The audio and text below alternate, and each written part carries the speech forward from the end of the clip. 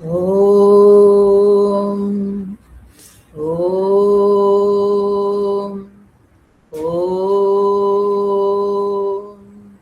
శుక్లాంబరధరం విష్ణుం శశివర్ణం చతుర్భుజం ప్రసన్నవదనం ఛాయేత్ సర్వవిఘ్నోపశాంతయే అగజానన పద్మార్కం గజాననమహర్నిశం అనేకదంతం భక్తానాం ఏకదంతముపాస్మహే సరస్వతీ నమస్తుభ్యం వరదే కామరూపిణి విద్యారంభం కరిష్యామి సిద్ధిర్భవతు మే సదా పద్మపత్ర విశాలాక్షి పద్మకేసరవర్ణిని నిత్యం పద్మాలయాం దేవి సామాం పాతు సరస్వతి.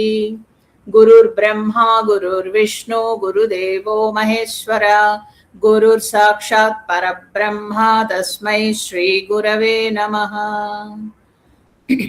పార్థాయ ప్రతిబోధితాం భగవతాం నారాయణేన స్వయం వ్యాసేన గ్రథితాం పురాణమునినా మధ్యే మహాభారతం అద్వైతామృతవర్షిణీం భగవతీం అష్టాదశాధ్యాయినీం అంబ త్వామనుసందదామి భగవద్గీతే భవద్వేషిణి.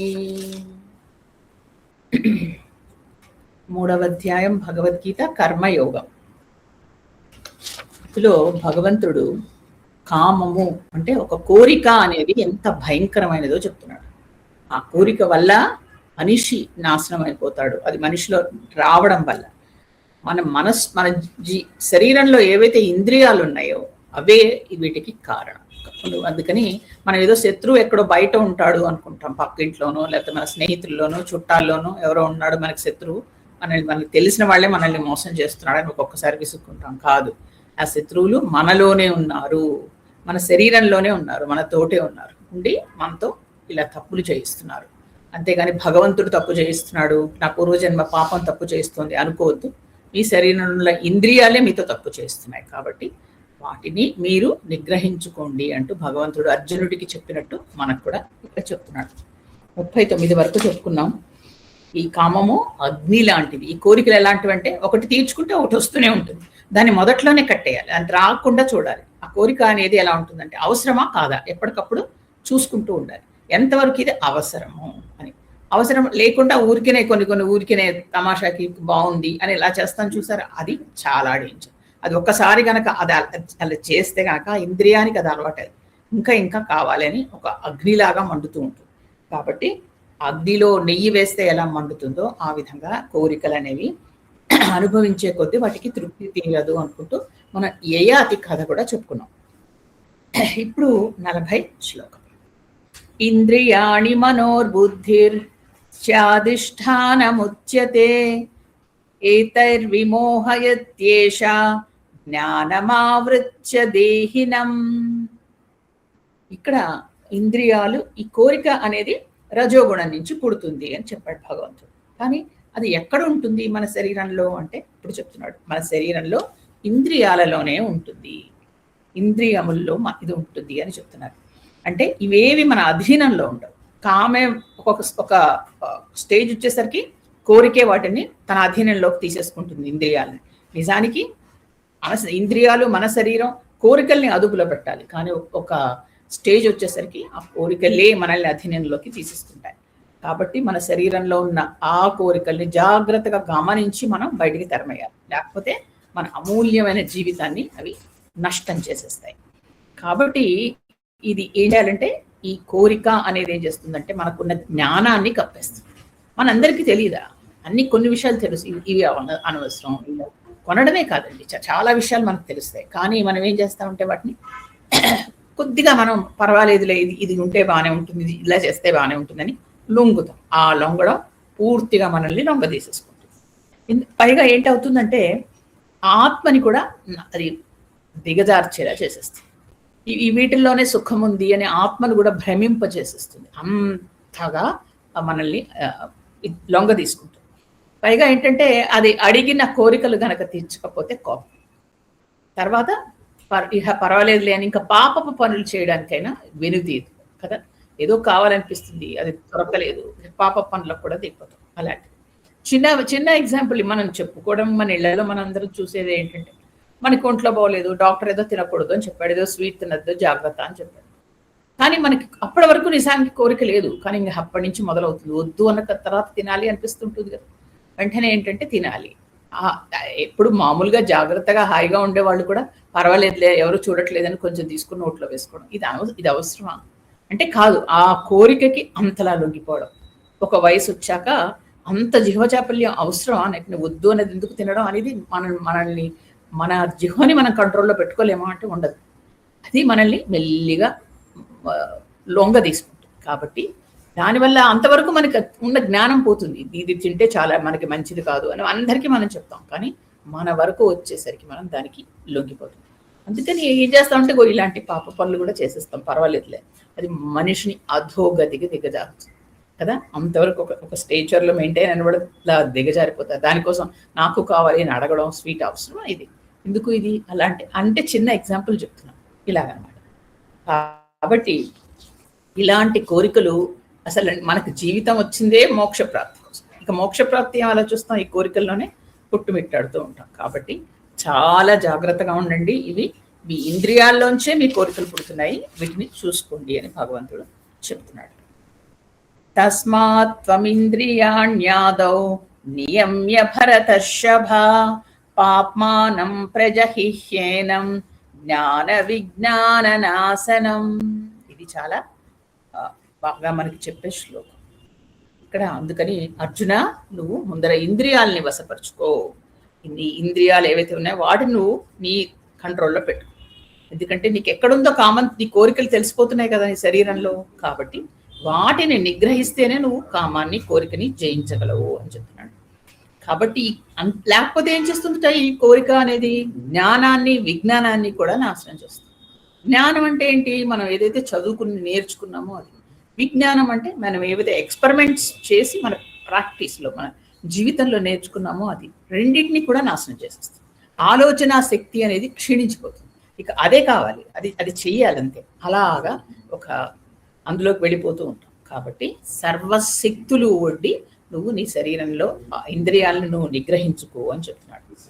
కాబట్టి ఇక్కడ ఎందుకు ఇలా ఇంద్రియాల సుఖం కోసం ఏం చేస్తామంటే మనం అడిగిన వల్ల ఇస్తూ ఉంటాం, ఏది కావాలంటే అది. కేవలం ఇదే కాదు కదా, రకరకాలు శరీరంలో ఏది కావాలంటే అది ఇస్తూనే ఉంటాం. అవి దొరికేసరికి ఆనందం, ఆహా నాకు దొరికిపోయింది ఇది అనేసి కదా.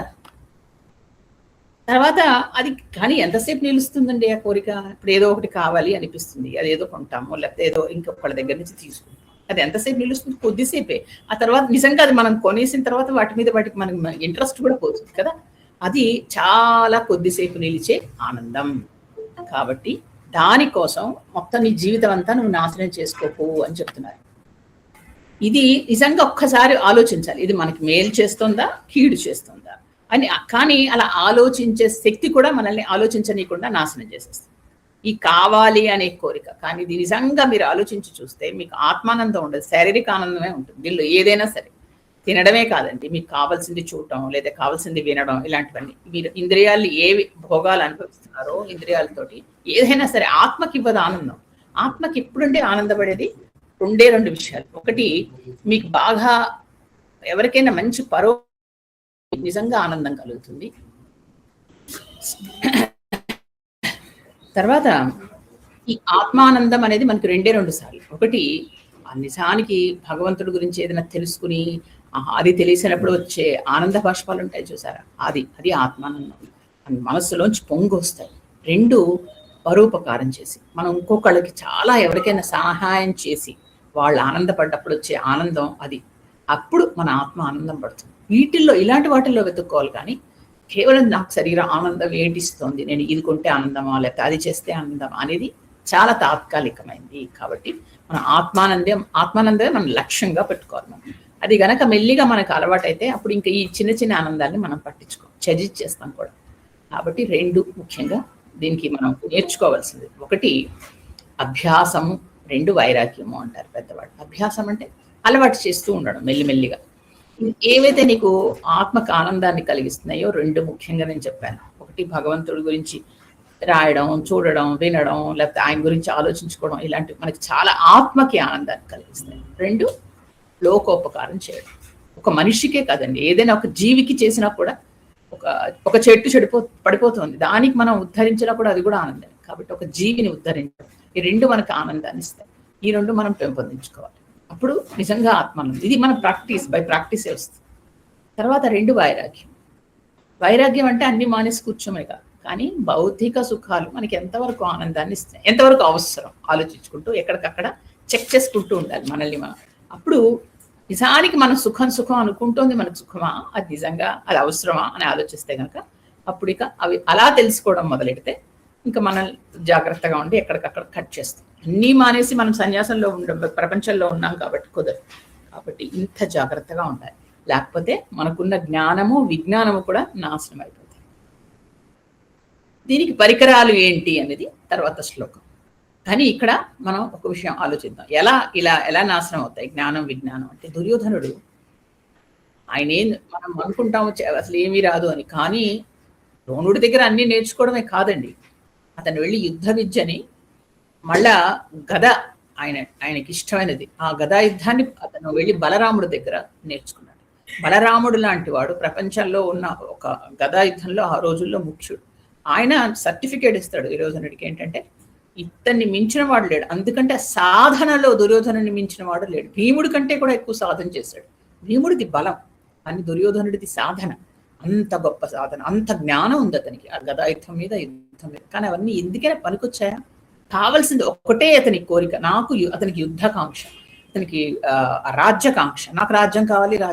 ఆ కోరికలో పడి ఈ జ్ఞానం ఎక్కడికి వెళ్ళిపోయిందో తెలియదు. అసలు దాని గురించి ఏమైనా పట్టించుకున్నాడా? లేదు. ఎంతసేపు నాకు అది కావాలి, దానికోసం ఏదైనా చేయడానికి వెనుకాడు, పాపపు పనులు కూడా చేశాడు. కాబట్టి ఆ జ్ఞానాన్ని అలా నశింపచేశాడు. తర్వాత హిరణ్యకశిపుడు కూడా అంతే. అతను కూడా బాగా ఇలాంటి రాక్షసులు, రావణాసురుడు ఎంత చదువుకున్నాడండి రావణాసురుడు, గొప్ప విద్యావేత్త.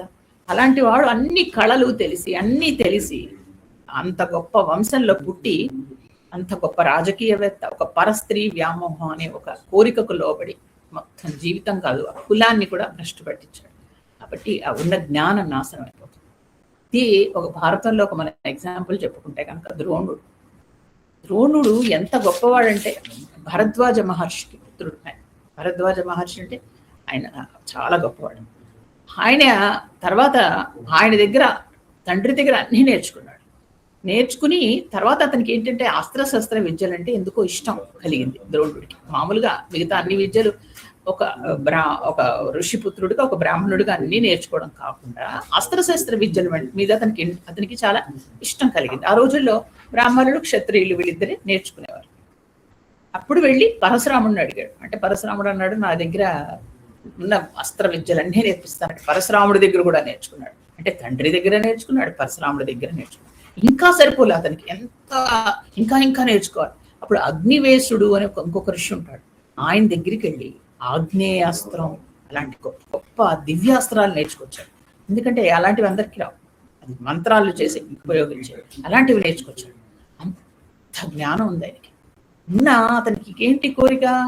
తన కొడుకు బాగుండాలి, మోహం. ఆ కోరిక కాస్త మోహంలోకి దిగిపోయి నా కొడుకు బాగుండాలి, నా కొడుకు ఇలా ఉండాలి, ఇది ఆలోచించుకుంటూ ఏం చేశాడంటే చివరికి దానికోసం అసలు మిగతా అన్ని మర్చిపోయి యుద్ధాల్లో వెళ్ళిపోయి, అంటే కొడుకు అలా తర్వాత ఈ భ్రాంతిలో పడి చెయ్యకూడనివన్నీ చేశాడు కదా. స్నేహితుడు ద్రౌపదుడు, ఆ స్నేహితుడిని కూడా ఓడించి చివరికి ఆ స్నేహితుడు ద్రౌపదుడు ద్రోణుడి చేతిలోనే మరణిస్తాడు. తర్వాత అతను భీష్ముడి తర్వాత సేనాధిపతి అయ్యాడు ద్రోణుడు. 4 రోజులు కురుక్షేత్ర యుద్ధంలో ఆయన పాల్గొన్నాడు. ఆ 4 రోజులు ఎంత బీభత్సంగా చేస్తాడు, ఎవరి మీద ఏ బాణం వేస్తున్నాను అని కూడా తెలియకుండా చేశాడు. తర్వాత రాత్రిపూట యుద్ధం చేయించాడు, అభిమన్యుని చంపించాడు. ఇన్ని రకాలుగా ఒకటే ఆయనకి ఆ కోరిక, కొడుకు మీద ప్రీతితో అది అంటే అది కొడుకు బాగుండాలి అనేది ఆ ఇష్టం, అది మోహంలోకి దిగిపోయి ఆ కోరిక ఈ విధంగా ఆయనతో తప్పులు చేస్తుంది. అందుకని ఏంటంటే అది చివరికి తెలుసుకున్నాడు, చివరికి అస్త్ర సన్యాసం చేసి ఆయన వెళ్ళిపోయాడంటే అది వేరే విషయం. కానీ నేను చెప్తున్నాను, అలాంటి గొప్ప గొప్ప వాళ్ళు కూడా తను నేర్చుకున్న గొప్ప విద్యలు, ఆ తర్వాత ఈ జ్ఞానం విజ్ఞానం అన్నీ మర్చిపోతారు, దీనికి లోబడిపోతారు. అంటే లోపల ఉన్న కోరికకి మోహానికి అంత జాగ్రత్తగా ఉండాలి. అందుకనే అదే చెప్తున్నాడు ఆయన కృష్ణుడు, లోపల ఉన్న నీ కోరికల్ని నువ్వే దాన్ని జాగ్రత్తగా చూసుకోవాలి, లేదా నువ్వే దాన్ని మదం అణించాలి, లేదా అవి నిన్ను మొత్తం మీద నిన్ను కంట్రోల్ చేస్తాయి, జాగ్రత్త అని ఇక్కడ ఆయన చెప్తున్నాడు. ఇది మనం ఈ శ్లోకంలో నేర్చుకుంటున్నాం. కాబట్టి మనకి ఇక్కడ ఇందులో మనం నేర్చుకునేదంతాను కర్మయోగంలో ఏంటంటే కర్మ చేయాలి, ప్రతి జీవి కర్మ చేయాలి, కానీ నిష్కామంగా చేయాలి, కోరిక లేకుండా. దానికి ఏంటి నాకు దీన్ని చేస్తే నాకు ఏమిటి అని అలా ఆలోచించకూడదు. ఎందుకంటే మనం ఇష్టంగా ప్యాషనేట్గా చేయాలి మనం చేసే పని. చేసి దాన్ని మీరు ఇలా దీని వల్ల రిజల్ట్ వస్తుంది, అవతల వాళ్ళు నన్ను పొగుడుతారో, ఇది మన జనరల్ లైఫ్లో మనం అప్లై చేసుకుంటే అండి మనం అసలు మనకున్న టెన్షన్ సగం తగ్గిపోతాయి. అలా అని మనం ఏది లేకుండా అలా ఉండగలమా? ఉండడం ప్రాక్టీస్ చేయాలి అంతే. ఇంతవరకు అయితే మనకు తప్పలేదు. ఇప్పుడు మనం ఒక ఏజ్కి వచ్చాము, మెచ్యూర్డ్ అయ్యాం, బాగా తెలుసు మనకి, కాబట్టి అతి జాగ్రత్తగా ఉండాలి. అందుకని సత్కర్మలు చేయాలి, అంటే లోకహితం కోసం చేయాలి. ఏదైనా చేస్తే ఆత్మశుద్ధి కోసం చేసుకోవాలి, అనవసరమైనవి చేయడం మానేయాలి, మెల్లిమెల్లిగా తగ్గించుకుంటూ ఉండాలి. అదేగా చెప్పారు వైరాగ్యం అంటే, ఇలాంటి వైరాగ్యం. తర్వాత మనం నేర్చుకుంటే మనకు తెలియని వాళ్ళకి దారి చూపిస్తూ ఉండాలి కదా. మనం తర్వాత మన శత్రువులు ఇంద్రియాలే అని చెప్పాడు భగవంతుడు. మన లోపల ఉన్న ఇంద్రియాల్ని మనం లొంగ తీసుకునే ప్రయత్నం మొదలెట్టాం. కావాలి ఇది నేను చూడాలి అని కళ్ళు అడుగుతూ ఉంటాయి, దానికి ఇష్టమైనది ఏదో ఉంటుంది, అది అది ఒక్కొక్క అరగంట గంట అది కూర్చున్న తర్వాత దానికోసం మనకి టైం వేస్ట్. అది అంత అవసరమా? దానివల్ల నేటి నాకు వస్తుంది, ఇది అవసరమా? ఇలా ఆలోచించుకుంటూ ఉన్నాం. అలాగే చెవులు, దానికి అనవసరమైన మాటలు వినడం, అనవసరమైన మాటలు మాట్లాడడం నోటికి అలవాటు. పక్క వాళ్ళ గురించి మనకి ఇంత అనవసరం కదా. అది మాట్లాడే కొద్దీ ఇంకా ఇంకా ఇంకా ఇంట్రెస్ట్, ఇంకా మాట్లాడాలి, ఇంకా చేయాలి, ఇంకా వినాలి, అది తగ్గించుకుంటాం. మనకి ఈ వయసులో అవసరం లేదు. కానీ అన్నీ చేయండి, మీ స్వధర్మం మొదలెడుతూ మీరు చేయాల్సింది ఏదో మీరు చేయండి. మీ జాతిలో మీరు పుట్టినందుకు, ఒక ఆడవారుగా పుట్టినందుకు, లేదా ఒక కులంలో, ఒక మతంలో మీరు పుట్టారు, ఒక కుటుంబంలో మీరు పుట్టారు, మీరు చేయాల్సింది ఏదో మీరు చేయాలి. మీ నుంచి ఎవరు ఏది ఎక్స్పెక్ట్ చేస్తారో అది చేయాలి. ఒక తల్లిగా, ఒక భార్యగా, ఒక చెల్లిగా అన్ని చేయాల్సింది చేయాలి. చేసి అన్ని కర్మలు భగవంతుడికి అర్పణ చేశారు. ఆయన చూసుకుంటాడు ఎంత ఇవ్వాలి మీకు, దానికి ఏ విధంగా ఇవ్వాలి. అంతేగాని ఇంకొకళ్ళ నుంచి నాకు వాళ్ళు మెచ్చుకోలేదు, వీళ్ళు ప్రశంసలు ఇవ్వలేదు, ఇది నేను ఇంత కష్టపడి చేశాను వాళ్ళు నన్ను ఏదో చెప్పలేదు, అనవసరం. అది అంతా టెంపరీ. మనం ఆయన గుర్తింపు కోసం ప్రయత్నించాలి, మిగతా వాళ్ళ గుర్తింపులు అనవసరం.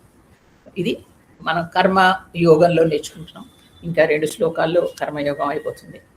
అప్పుడు ఈ అధ్యాయం ముగించి తర్వాత అధ్యాయానికి వెళ్తాము. తర్వాత మీరందరూ కర్మయోగంలో మీరు ఏం నేర్చుకున్నారు అని చిన్న చిన్న సినాప్సిస్ రాస్తున్నారు అందరు, చక్కగా అలా రాయండి. ఈ రోజుకి ఇక్కడికి భగవద్గీత ముగిస్తాం. ఇంకా పోయినసారి మన రామాయణం రాసిన వాటిలో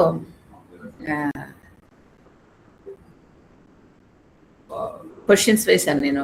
అంటే ఎందుకంటే మిమ్మల్ని పరీక్ష చేయడానికో, ఇది ఒక పరీక్ష, మీరు ఏం నేర్చుకుని ఎంతవరకు అర్థం చేశారు అని కాదండి. ఒక వారంలో నేను మంగళవారం చెప్తే మళ్ళీ మంగళవారం వరకు మనం కలవం కదా. సో ఇంకొక వారం, ఈ 7 రోజుల లోపల మళ్ళీ మీరు కొంచెం రామాయణాన్ని గుర్తు చేసుకుంటారు అని. అంతేగాని ఏదేదో మీకు నేను పెట్టే పరీక్షలు అలాంటిది ఏమీ కాదు. మీరందరికీ గుర్తుంటే తెలుసుకుంటారు అని నాకు తెలుసు. కానీ జస్ట్ ఒక డ్రిల్ అవుతుంది. మళ్ళీ మీరు మళ్ళీ రాశారనుకోండి, మళ్ళీ అందరూ చదువుతారు. సో అది మళ్ళా రామాయణం చదువుకోవడం, రాయడం అంతే. అది మనకి అక్కడ ముంబై గ్రూప్ లో రాజం గారు రాశారు. ఆవిడ పర్సనల్ గా నాకు రాశారు, కానీ గ్రూప్ లో పోస్ట్ చేయమని చేయలేదు. బాగా రాశారు ఆవిడ, అన్నిటికీ సమాధానాలు చక్కగా రాశారు. తర్వాత వైజాగ్ గ్రూప్ లో పాకలపాటి కుమారి గారు రాశారు, శుభ గారు రాశారు, లక్ష్మీ ఎన్ గారు రాశారు. బాగా రాశారమ్మా, అందరు చక్కగా రాస్తున్నారు. రాయడంలో కూడా ఏంటంటే నేను చెప్పిందే కాకుండా ఇంకా వాటికి మీ ఊహలు కూడా జోడించి అద్భుతంగా ఉంటుంది రాయడం. తర్వాత అంటే కోర్స్ రామాయణం రాయడం అంటే అది మనం రాయం, ఆయన రాయిస్తాడు రాముడు, కానీ బాగా రాస్తున్నారు, చక్కగా రాస్తున్నారు. రాసే విధానం కూడా చాలా చాలా బాగుంటుంది. చక్కగా అలా రాసుకోండి. మీకు రాసేసరికి మీ మీద మీకు బాగా కాన్ఫిడెన్స్ వస్తుంది. ముందు అసలు రాయడం అనేది మనం మర్చిపోతున్నాం పెన్ను పట్టుకుని, ఎందుకంటే అలవాటు తప్పిపోతుంది. అలాంటిది కూర్చొని ఒక సబ్జెక్ట్ మీద ఆలోచించి ఆ క్వశ్చన్స్ కి ఆన్సర్స్ రాయడం అది నిజంగా గొప్ప విషయం. చక్కగా రాస్తున్నారు అందరు. తర్వాత ఇక ఈరోజు రామాయణం, ఇది మీకు నేను చెప్పాను కదా, ఈరోజు రామాయణంలో మనము ఇక్కడ సిద్ధి సర్గ చెప్పుకుంటాం. సిద్ధి సర్గ అంటే సిద్ధి, కార్యసిద్ధి అంటే అనుకున్నది మన కార్యం నెరవేరడం, అట్లా మనం సక్సెస్ అవడానికి. అలాంటివి ఇందులో కొన్ని శ్లోకాలు, నిజానికి అవన్నీ శ్లోకాలు కావు, మంత్రాలే, వాటి నిండా బీజాక్షరాలే ఉంటాయి. కాబట్టి అవి రాసుకుని పంపించాను, మీరందరూ రాసుకునే ఉంటారు. మీ పుస్తకాల్లో రాసుకోండి అవి, రామాయణం బుక్స్లో. తర్వాత అవి ప్రతిరోజు చదువుకోవాలి. ముఖ్యంగా ఏదైనా పని మొదలెట్టినప్పుడు అసలు అది చదువుకుంటే మీకు విజయం తప్పకుండా దొరుకుతుంది. ఇది వెనక హనుమంతుడు ఆశీస్సు కూడా ఉంటుంది. కాబట్టి అది మీరు రాసుకోండి. ఆ శ్లోకం వచ్చినప్పుడు నేను చెప్తాను, నాతో పాటు మీరు కూడా చెప్తారు. అందరూ మనం ప్రార్థనతో మొదలెడతాం. ఓం శ్రీ మహాగణాధిపతియే నమః, శ్రీ సరస్వత్యే నమః, శ్రీ రామచంద్రనే నమః. శ్రీరామ రామ రామేతి రమే రామే మనోరమే, సహస్రనామ తత్తుల్యం రామనామ వరాననే.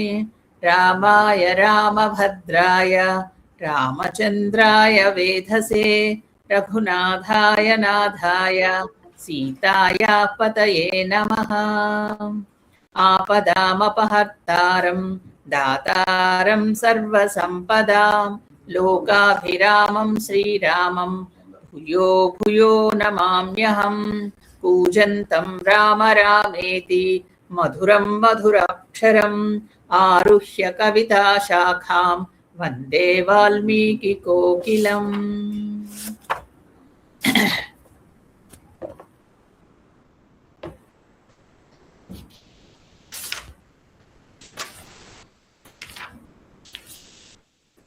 హనుమంతుడు లంకిణి ఆ పొగరు అణచివేసిన తర్వాత ఆయన ప్రాకారం దాటి ఎడమకాలు పెట్టి లోపలికి ప్రవేశించాడు. ప్రవేశించి వీధులన్నీ తిరిగాడు, అన్ని భవనాలన్నీ చూస్తున్నాడు, అన్ని గమనిస్తున్నాడు.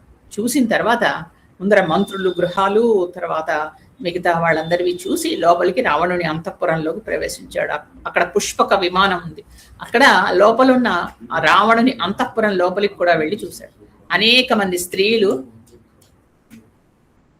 మంది స్త్రీలు అక్కడ చూశాడు. వాళ్ళందరూ అక్కడ విశ్రమించి ఉండడం, తర్వాత వాళ్ళందరూ బాగా మత్తులో ఉన్నారు. అవన్నీ చూశాడు, గమనించాడు. చూసి తర్వాత అక్కడెక్కడ సీతమ్మ వారు ఆయనకు కనపడలేదు. దాంతో ఆయన బయటకు వచ్చాడు. అంతఃపురంలో నుంచి బయటకు వచ్చి మళ్ళా అక్కడ ప్రాకారం మీద కూర్చుని ఆయన ఆలోచించుకుంటున్నాడు, ఏం చెయ్యాలి ఇప్పుడు నిజానికి అని ఆలోచించిన తర్వాత ఆయనకి ఇంకెక్కడ ప్రతి మూలలు వెతికాను నేను, ఇంకెక్కడ సీతమ్మ దొరకలేదు. కాబట్టి ఏం చేయాలి, ఇక్కడికి నేను వెళ్ళి సీతమ్మ లేదు దొరకలేదు అని చెప్తే అక్కడ అందరూ బాధపడతారు, ఒకళ్ళ తర్వాత ఒకళ్ళు మరణిస్తారు. ఇది ఎంతవరకు సమంజసం, అసలు నేను వెళ్ళడం అనవసరం అని అనుకున్నాడు. అనుకుని ఇక్కడే నేను తపస్సులా ఉండిపోతాను, తపస్సు చేస్తూ అని అలాంటి నెగిటివ్ థాట్లోకి వెళ్ళాడు. వెళ్ళిన తర్వాత మళ్ళా తనకు తానుగా ఆయనే మార్పు తెచ్చుకుని కాదు ఇలా నేను ఆలోచించకూడదు అని అందులోంచి బయటకు వచ్చి నేను ఇలా చెయ్యను, నేను ఒక్క నిమిషం ఆలోచించి ఏం చేయాలో అని అనుకున్నాడు. ఇది మనకి ఇందులో ఉండే ఒక పర్సనాలిటీ లెసన్ మనకి రామాయణం ఇచ్చేది. అంటే ఏదైనా సరే మనం చేద్దాము అనుకున్నప్పుడు ఆ పని కుదరకపోతే, దానికి ఏదైనా విఘ్నం వస్తే ఇంకా లేదు నేను ఈ పని చేయలేను, నేను ఎందుకు పనికి రాను అంటూ అట్లా నెగిటివ్గా వెళ్ళకూడదు. మనకి అలాగే కాలమే సమాధానం చెప్తుంది. వెయిట్ చేస్తే తప్పకుండా దానికి మనం ఇంకా జీవితకాలంలో మంచి చూడొచ్చు అని ఇక్కడ మనకి హనుమంతుడి ద్వారా చెప్పారు. లేకపోతే హనుమంతుడికి వేదన, ఆయనకి వేదన ఏంటండి, ఆయన ఎంతమందిని ప్రాణభిక్ష పెట్టాడు, ఎంతమందిని రక్షించాడు అలాంటి వాడికి. కాబట్టి ఇది ఒక విషమ పరీక్ష. ఆయన భగవంతుడి దర్శనం కోసం ప్రయత్నిస్తున్నాడు, అమ్మవారి దర్శనం కోసం. దానికి ఆవిడ పెట్టిన చిన్న పరీక్ష. కాబట్టి వెంటనే అందులోంచి ధైర్యం తెచ్చుకున్నాడు. ఒక దిగులు అనేది గనక మనస్సులోకి ప్రవేశిస్తే బలం ఏ విధంగా నశిస్తుంది, మళ్ళీ అందులోంచి ఎలా బయటపడాలి, ఎలా ఉత్సాహంగా ఉండాలి అనేది ఆయన చెప్పి వినాశే బహవో దోష జీవన్ భద్రాణి పశ్యతి తస్మాత్ ప్రాణాన్ ధరిష్యామి ధ్రువో జీవిత సంగమ అంటాడు.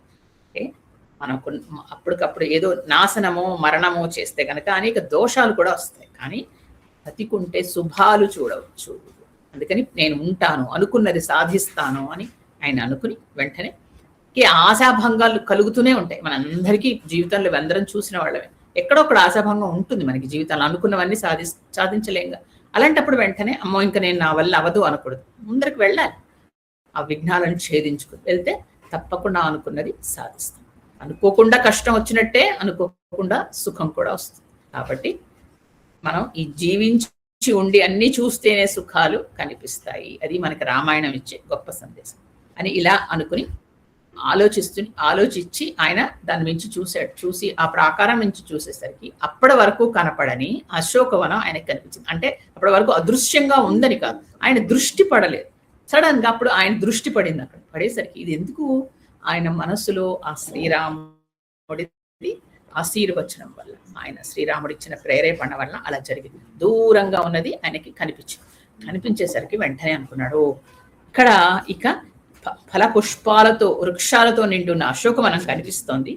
ఇది ఇంతవరకు నేను ఎందుకో వెతకలేదు, ఇక్కడ ఇప్పుడు నేను వెతుకుతాను అనుకున్నాడు. అది అనుకుని వెంటనే అక్కడి నుంచి ఆయన ఇక నేను బయలుదేరి అక్కడికి వెళ్ళాలి అని అనుకున్నాడు.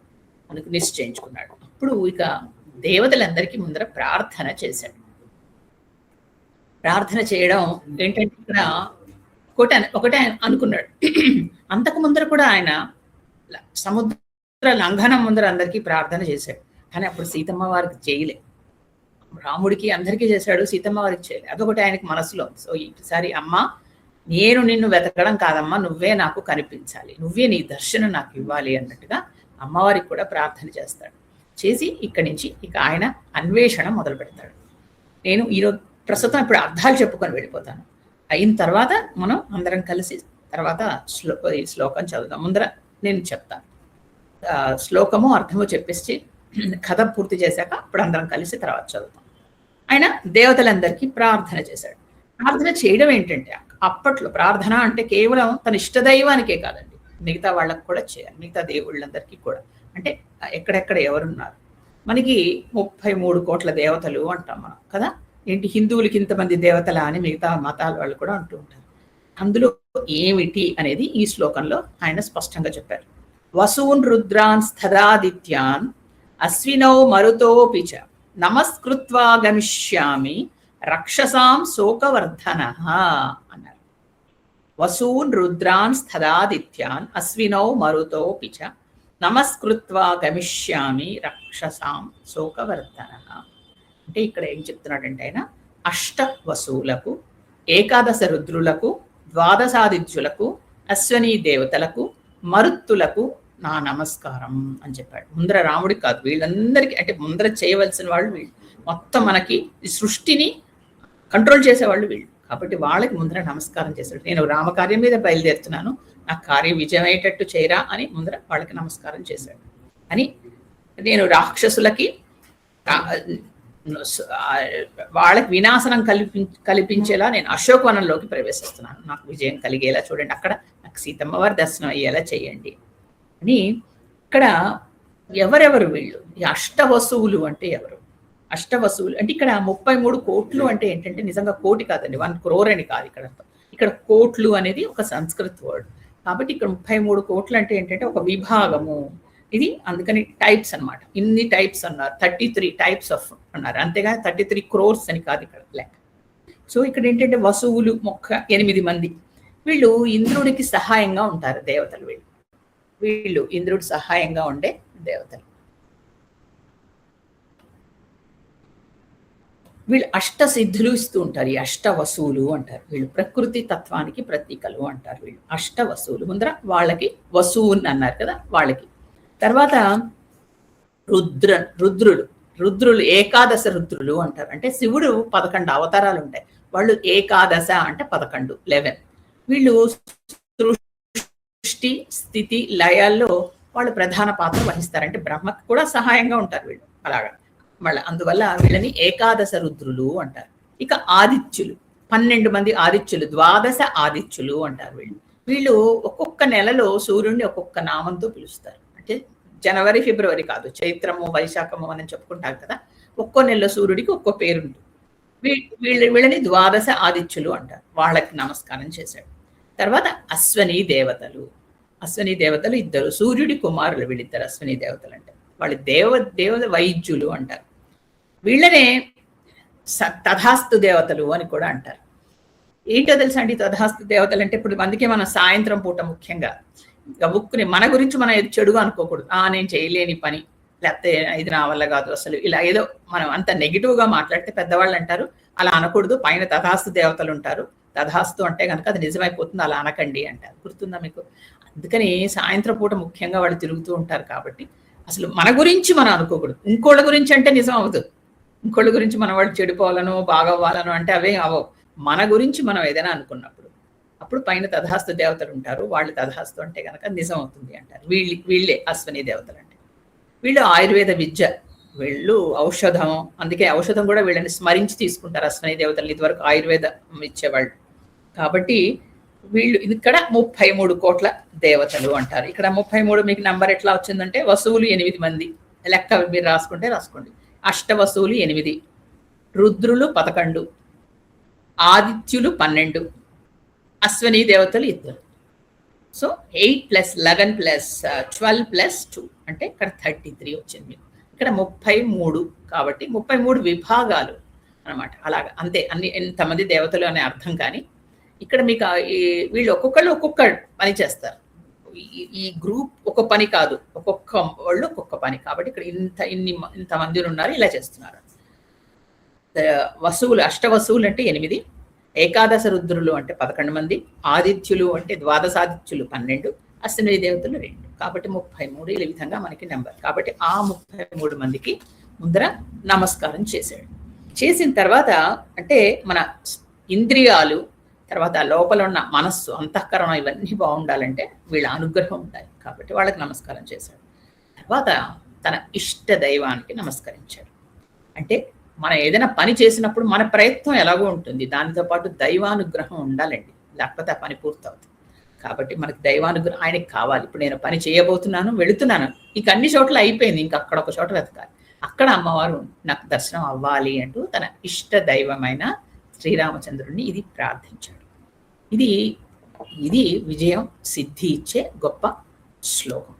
నమోస్తు రామాయ సలక్ష్మణాయ దేవ్యై చ తస్మై జనకాత్మజాయై నమోస్తు రుద్రేంద్ర యమా అనిలేభ్యో నమోస్తు చంద్రార్క మరుద్గణేభ్య. ఇప్పుడు మనం ఒక్కొక్క లైన్ తీసుకుని అర్థం చెప్పుకుందాం. నమోస్తు రామాయ స లక్ష్మణాయ, రాముడికి నమస్కారం. ఎలాంటి రాముడు? లక్ష్మణ సమేతుడై ఉన్న రాముడు. రాముడు ఒక్కడు కాదు, లక్ష్మణ సమేతుడుగా ఉన్న రాముడికి నమస్కారం చేస్తే ఆయన విజయం ఇస్తాడు. ఒక్కొక్క రాముడు అలా మన రూపం ఊహించుకునేటప్పుడు ఒక్కొక్క రూపానికి ఒక్కొక్క లక్షణం ఉంటుంది. మనం ఎన్నో రాముళ్ళని మనం అరణ్య పర్వంలో అప్పుడు చెప్పుకున్నాం. తర్వాత విజయరాఘుడు కూర్చున్నాడు, రాముడు వీరావతారంలో కూర్చున్నాడు, అక్కడ ఆయన అందరికీ జ్ఞానం ఇస్తున్నాడు, రకరకాలుగా చెప్పుకున్నాం కదా అరణ్యంలో. అదొక. తర్వాత కళ్యాణ రాముడు ఒకటి, తర్వాత అయోధ్య రాముడు ఒకటి, రకరకాలుగా ఉన్నాడు. ఇక్కడ లక్ష్మణుడితో కలుసున్న రాముడిని ధ్యానిస్తే మనకి ఏదైనా ఆపద ఉన్నప్పుడు, లేకపోతే వెంటనే వాళ్ళు ఆ ధనుర్బాణాలు ధరించుంటారు కాబట్టి ఇద్దరు వచ్చి మనకి విజయాన్ని దొరికేలా చేస్తారు. కాబట్టి ఈ విధంగా లక్ష్మణ సహితుడైన రాముని ఆయన ఇక్కడ ఆరాధిస్తున్నాడు. ఇక దేవ్యై చ తస్మై జనకాత్మజాయై అన్నారు. ఇక్కడ అమ్మవారు సీత అని చెప్పట్ల పేరు, దేవి అన్నారు. దేవి అంటే అసలు అమ్మవారు అన్నమాట. మనం దేవి భాగవతం అంటాం కదా, అమ్మవారు ఆ దేవి. దేవి అంటే అందరూ లక్ష్మీ సరస్వతి పార్వతి అందరూ దేవి. అలాంటి దేవి అందులోంచి ఆవిడ అంశగా వచ్చిన జనకాత్మజ, జనకుడి కూతురుగా తనకు తానుగా వచ్చింది అమ్మవారు. ఆయనేమి అంటే వాళ్ళకు పుట్టింది కాదు, ఆవిడ తనంతట తానుగా కనిపించింది. ఆవిడ సంకల్పంతోనే కనిపించింది కాబట్టి ఆ విధంగా వచ్చింది. పైగా ఇక్కడ తస్మై అన్నారు, అంటే తత్ అది అని. ఇక్కడ తత్ అంటే దట్, అది మనం దీని గురించి చెప్పుకున్నాం ఇంతవరకు. దట్, తత్ అంటే దట్ అంటే ఏది అంత దూరంగా ఉన్నది అమ్మవారు. సో మనకి కనపడనిది, దూరంగా ఉన్నది, తెలియంది, ఏదో తెలియనిది అంటే అమ్మవారు అని తెలుసుకున్నాడు. జగన్మాత తస్మై అలాంటిది. తత్ అని ఎక్కడైనా వచ్చిందంటే అది పరమాత్మకు సంబంధించిన విషయం. ఇక్కడ అమ్మవారు జగన్మాతగా భావించి చెప్తున్నాడు.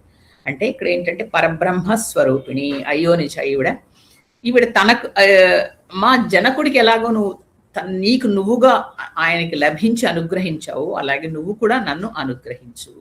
ఈ కనిపించడం కనిపించకపోవడం అంతా నీ సంకల్పం తల్లి. అందుకని నేను నా కళ్ళతో నా ప్రకాశంతో నేను చూడలేనేమో, అందుకని నువ్వు చూడబడే శక్తిని నాకు నువ్వు ఇవ్వమ్మా, నాకు నువ్వు దర్శనం ఇవ్వు అని సీతమ్మని ప్రార్థిస్తూ తనకు ప్రత్యక్షం కమ్మని ఇక్కడ ఈ మాట చెప్పాడు. అంటే దేవ్యై చ తస్మై జనకాత్మజాయై అని నాకు కనపడు తల్లి అంటూ ప్రార్థిస్తున్నాడు. హనుమకి సీతమ్మ దర్శనమయ్యింది అని కీర్తిని నువ్వు ప్రసాదించమ్మా అంటున్నాడు. అంతే తప్ప నేను నిన్నొచ్చి చూసిస్తాను అక్కడ అనట్ల. అది తన చేత కాదు అని తెలిసిపోయింది. తనుగా అమ్మవారు తనకి కనపడాలి అని ఈ విధంగా ప్రార్థిస్తున్నాడు. తర్వాత నమోస్తు రుద్రేంద్ర యమ అనిలేభ్యో అన్నారు. అంటే రుద్రుడికి, ఇంద్రుడికి, యముడికి, వాయుదేవుడికి నమస్కారము అని విడివిడిగా ఇందులో చెప్తున్నాడు. రుద్రుడు, ఇంద్రుడు, యముడు, వాయుదేవుడు ఈ నలుగురికి నమస్కారాలు. నమోస్తు చంద్ర అర్క మరుద్గణేభ్య అంటే సూర్య చంద్రులకి, తర్వాత మరుద్గణములకి నమస్కారము అని చెప్పాడు. ఇది తర్వాత ఇది సిద్ధి మంత్రము, సిద్ధిని ప్రసాదించే, విజయాన్ని ప్రసాదించే శ్లోకం. నమోస్తు రామాయ స లక్ష్మణాయ దేవ్యై చ తస్మై జనకాత్మజాయై నమోస్తు రుద్ర ఇంద్ర యమ అనిలేభ్య నమోస్తు చంద్ర అర్క మరుద్గణేభ్య. వీళ్ళందరికీ నమస్కారాలు చేసి 3 సార్లు నమోస్తు నమోస్తు అంటే నమ నమ నమ అని 3 సార్లు చెప్పబడింది ఇందులో. ఇది సిద్ధి మంత్రం. దీని తర్వాత కూడా వస్తాయి. తర్వాత వీళ్ళందరికీ నమస్కారాలు చెప్పాక తర్వాత సుగ్రీవుడికి నమస్కారం చేశాడు ఆయన. సుగ్రీవుడు కూడా తనకి రాజు కదా, ఆయనకు కూడా నమస్కారం చెప్పుకున్నాడు. చెప్పుకున్న తర్వాత ఇక అక్కడి నుంచి ఒక 4-5 శ్లోకాలు మీకు నేను పంపించాను అర్థాలతో సహా. వాటినన్నిటినీ సిద్ధి మంత్రాలు అంటారు. అర్థం ఇప్పుడు చెప్పుకుందాం. సిద్ధిమ్మే సంవిధాశ్యంతి దేవాసర్షి గణాస్విహ అంటే ఇక్కడ ఏం చెప్తున్నాడు, సర్వ దేవతలు సర్వ ఋషులు నాకు సిద్ధి ఇచ్చేదరుగాక, నాకు కార్య సఫలత లభించుగాక. కేవలం పైన చెప్పిన వాళ్లే కాక మిగతా అందరూ దేవతలు, ఋషులు కూడా వాళ్ళకి చాలా తపశక్తి ఉంటుంది. అందుకని వాళ్ళందరూ నాకు అనుగ్రహించి దీవెనలు ఇచ్చి నా పని సఫలం అయ్యేలాగా నన్ను నిర్వహించాలి అని ఇక్కడ చెప్తున్నారు. సిద్ధి ఇవ్వండి అని వచ్చే శ్లోకాలు ఇవన్నీ సిద్ధి సర్గ అని అందుకే అంటారు. ఇక తర్వాతది బ్రహ్మ స్వయంభూర్భగవాన్ దేవైశ్చ అదిశ్యంతుమే సిద్ధి అగ్నిశ్చ వాయుశ్చ పురూహుతశ్చ వజ్రభృత్. ఇంకొకసారి చెప్తాను. బ్రహ్మ స్వయంభూర్భగవాన్ దేవశ్చైవ దిశంతుమే సిద్ధి అగ్నిశ్చ వాయుశ్చ పురూహుతశ్చ వజ్రభృత్ అంటే బ్రహ్మ, మిగతా ఇతర దేవతలు, అగ్ని, వాయుదేవుడు, తర్వాత వజ్రాయుధాన్ని ధరించిన ఇంద్రుడు అన్నారంటే. అంటే తను పిలవగానే ఆయుధంతో వచ్చేస్తాడు అనమాట. ఆయుధం తీసుకోవడానికి కూడా సమయం లేకుండా. ఎలాగైతే రామలక్ష్మణులు చూడండి ఎప్పుడు వాళ్ళ ధనుస్సులతో సిద్ధంగా ఉంటారు, వాళ్ళు అది కూడా సమయం కూడా తీసుకోరు, వాళ్ళు అది తీసుకోవడానికి అంటే రెడీగా ఉన్నారన్నమాట. అలాగా వజ్రాయుధాన్ని ధరించిన ఇంద్రుడు నాకు కార్యసిద్ధి కలగజేయుదురు కాక అంటూ ఒక్కొక్క దేవుళ్ళకి నమస్కారం చేస్తున్నారు. ఇప్పుడు మీరు ఊహించండి, ఈ శ్లోకాలు మన ఏదైనా కార్యానికి వెళ్ళినప్పుడు చదువుకోవచ్చు. ఇందులో నేను హనుమంతుడిని అలానే ఏమి లేదుగా, ఎవరైనా చదువుకోవచ్చు, ఏ పనికైనా చేయొచ్చు. కాబట్టి అందుకే వీటిని కార్యసిద్ధి శ్లోకాలు అంటారు. వరుణ పాసహస్తశ్చ సోమాదిత్యై తథైవ చ అశ్వినౌ చ మహాత్మానౌ మరుత సర్వ ఏవచ. ఇక్కడ వరుణ పాసాన్ని ధరించి ఉన్న వరుణ దేవుడు, పాసాన్ని ధరించే ఉన్నాడు ఆయన. అలాంటి వరుణ దేవుడు, సూర్యుడు, చంద్రుడు, అశ్వనీ దేవతలు. మళ్ళా ఇంకొకసారి చెప్తున్నారు. అంటే మొట్టమొదటి ప్రార్థనలు అశ్వనీ దేవతలు, మరుత్తులు అందరూ అయ్యారు. మళ్ళా విడిగా చెప్తున్నారు. తర్వాత మరుత్తులు, తర్వాత శివుడు. శర్వుడు అంటే శివుడు. లాస్ట్లో మరుత సర్వ అనుంది కదా, ఆ శర్వుడు అంటే శివుడు. నాకు కార్యసిద్ధి కలగజేయుగాక. ఎవరు? వరుణ పాసాన్ని ధరించిన వరుణదేవుడు, సూర్యుడు, చంద్రుడు, అశ్వనీ దేవతలు, మరుత్తులు, శివుడు నాకు కార్యసిద్ధి కలగజేయుగాక. మనం పెద్ద పని చేయబోతున్నాం. మనం ఈ శ్లోకాలు చదువుకుంటే చూడండి ఎంత బాగుంటుందో కదా. వీళ్ళందరి ఆశీర్వచనం మనకు దొరికినట్టే, వాళ్ళందరికీ మనం నమస్కారం చేసినట్టే. కాబట్టి అందుకు ఇది పక్కన పెట్టుకొని రాసుకోండి అంటారన్నమాట. తర్వాత సిద్ధిం సర్వాణి భూతాని భూతానాం చైవ యః ప్రభుః దాస్యంతి మమయే చాన్యే హ్యదృష్టా పతి గోచరా. సిద్ధిం సర్వాణి భూతాని భూతానాం చైవ యః ప్రభుః దాస్యంతి మమయే చాన్యే హ్యదృష్టా పథి గోచరా. సమస్త భూతములు వీటన్నిటికీ అధిపతి అయిన ప్రభు ఎవరు? అన్నిటికీ, ప్రపంచంలో ఉన్న ప్రాణులన్నిటికీ అధిపతి అయిన ప్రభు ఎవరు అని వదిలేశాడు అంటే శ్రీ మహావిష్ణువు. ఆయన వాళ్లే కాకుండా కొంతమంది దేవతలు ఉంటారు, అదృశ్యంగా ఉంటారు. నేను కొంతమంది పేర్లు మర్చిపోయానేమో, గుర్తులేదేమో అంటూ మనం అంటాం కదా, అలా చెప్తున్నాడు. కొంతమంది ఉంటారు అదృశ్యంగా తిరిగే దేవతలు ఉంటారు, మనకు కనపడరు వాళ్ళు. అలాంటి వాళ్ళు కూడా నాకు సహాయం చేయాలి, వాళ్ళు కూడా నాకు దీవెన ఇవ్వాలి, నా పని పూర్తి అయ్యేలా చేయండి, అందరికీ దండం పెట్టుకున్నాడు. మొత్తం ప్రపంచంలో ఉన్న అన్ని జీవులు, ఈ జీవులన్నిటినీ ఎవరు రక్షిస్తున్నాడో ఆయన అంటే శ్రీ మహావిష్ణువు కాకుండా ఇంకా అదృశ్యంగా ఎవరైనా దేవతలు ఇక్కడ ఎక్కడ ఉంటారు కదా, ప్రతి చోట మనకు కనపడరు, మన కంటికి కనపడరు, కానీ దేవతలు ఉంటారు. వాళ్ళందరూ కూడా నా కార్యసిద్ధి కలగచేయండి అని నమస్కారం చేస్తున్నారు. కాబట్టి ఇవన్నీ ఈ శ్లోకాలు, ఇవన్నీ సిద్ధి శ్లోకాలు ఉంది కాబట్టి దీన్ని సిద్ధి సర్గ అంటారు. ఇది మనం ఇప్పుడు ఒకసారి నాతో పాటు మీరు కూడా చదవండి, నేను చెప్తాను, నాతో పాటు చెప్పండి. మీరు ఆఫ్లైన్ ఉండొచ్చు. మొట్టమొదటి శ్లోకం. వసూన్ రుద్రాన్ తదాదిత్యాన్ అశ్వినౌ మరుతోపి చ నమస్కృత్వా గమిష్యామి రక్షసాం శోకవర్ధనః. ఇది అష్టవసులు అంటే 33 కోట్ల దేవతలకి ముందర నమస్కారం చేయడం. వసూన్ రుద్రాన్ తదాదిత్యాన్ అశ్వినౌ మరుతోపి చ నమస్కృత్వా గమిష్యామి రక్షసాం శోకవర్ధనః. ఇప్పుడు రాముడిది శ్లోకం. నమోస్తు రామాయ సలక్ష్మణాయ దేవ్యై చ తస్మై జనకాత్మజాయై నమోస్తు రుద్ర ఇంద్ర యమ అనిలేభ్యో. నమోస్తు రుద్ర ఇంద్ర యమ అనిలేభ్యో. నమోస్తు చంద్రార్క మరుద్గణేభ్యః. ఇంకొకసారి. నమోస్తు రామాయ సలక్ష్మణాయ దేవ్యై చ తస్మై జనకాత్మజాయై నమోస్తు రుద్ర ఇంద్ర యమ అనిలేభ్యో. నమోస్తు చంద్రార్క మరుద్గణేభ్యః. ఇది చాలా ముఖ్యమైనది శ్లోకం. ఇది అందరూ వీలున్నంత వరకు కంఠస్థం చేసుకోవడానికి ప్రయత్నించండి, చాలా చాలా ఇంపార్టెంట్ ఇది. ఇప్పుడు సిద్ధి మంత్రాలు ఒకసారి నాతో పాటు అందరూ చదవండి.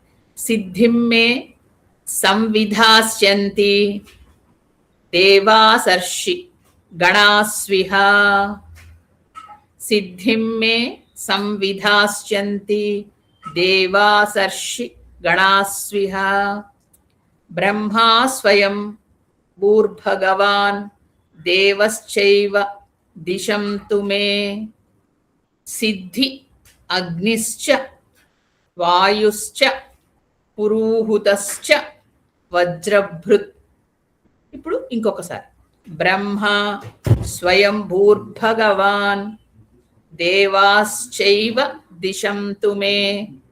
సిద్ధి అగ్నిశ్చ వాయుశ్చ పురూహుతశ్చ వజ్రభృత్. వరుణః పాసహస్తశ్చ సోమాదిత్యౌ తదైవ చ. అశ్వినౌ చ మహాత్మానౌ మరుతః సర్వ ఏవ చ. ఇంకొకసారి. వరుణ పాసహస్తశ్చ సోమాదిత్యై తదైవ చ.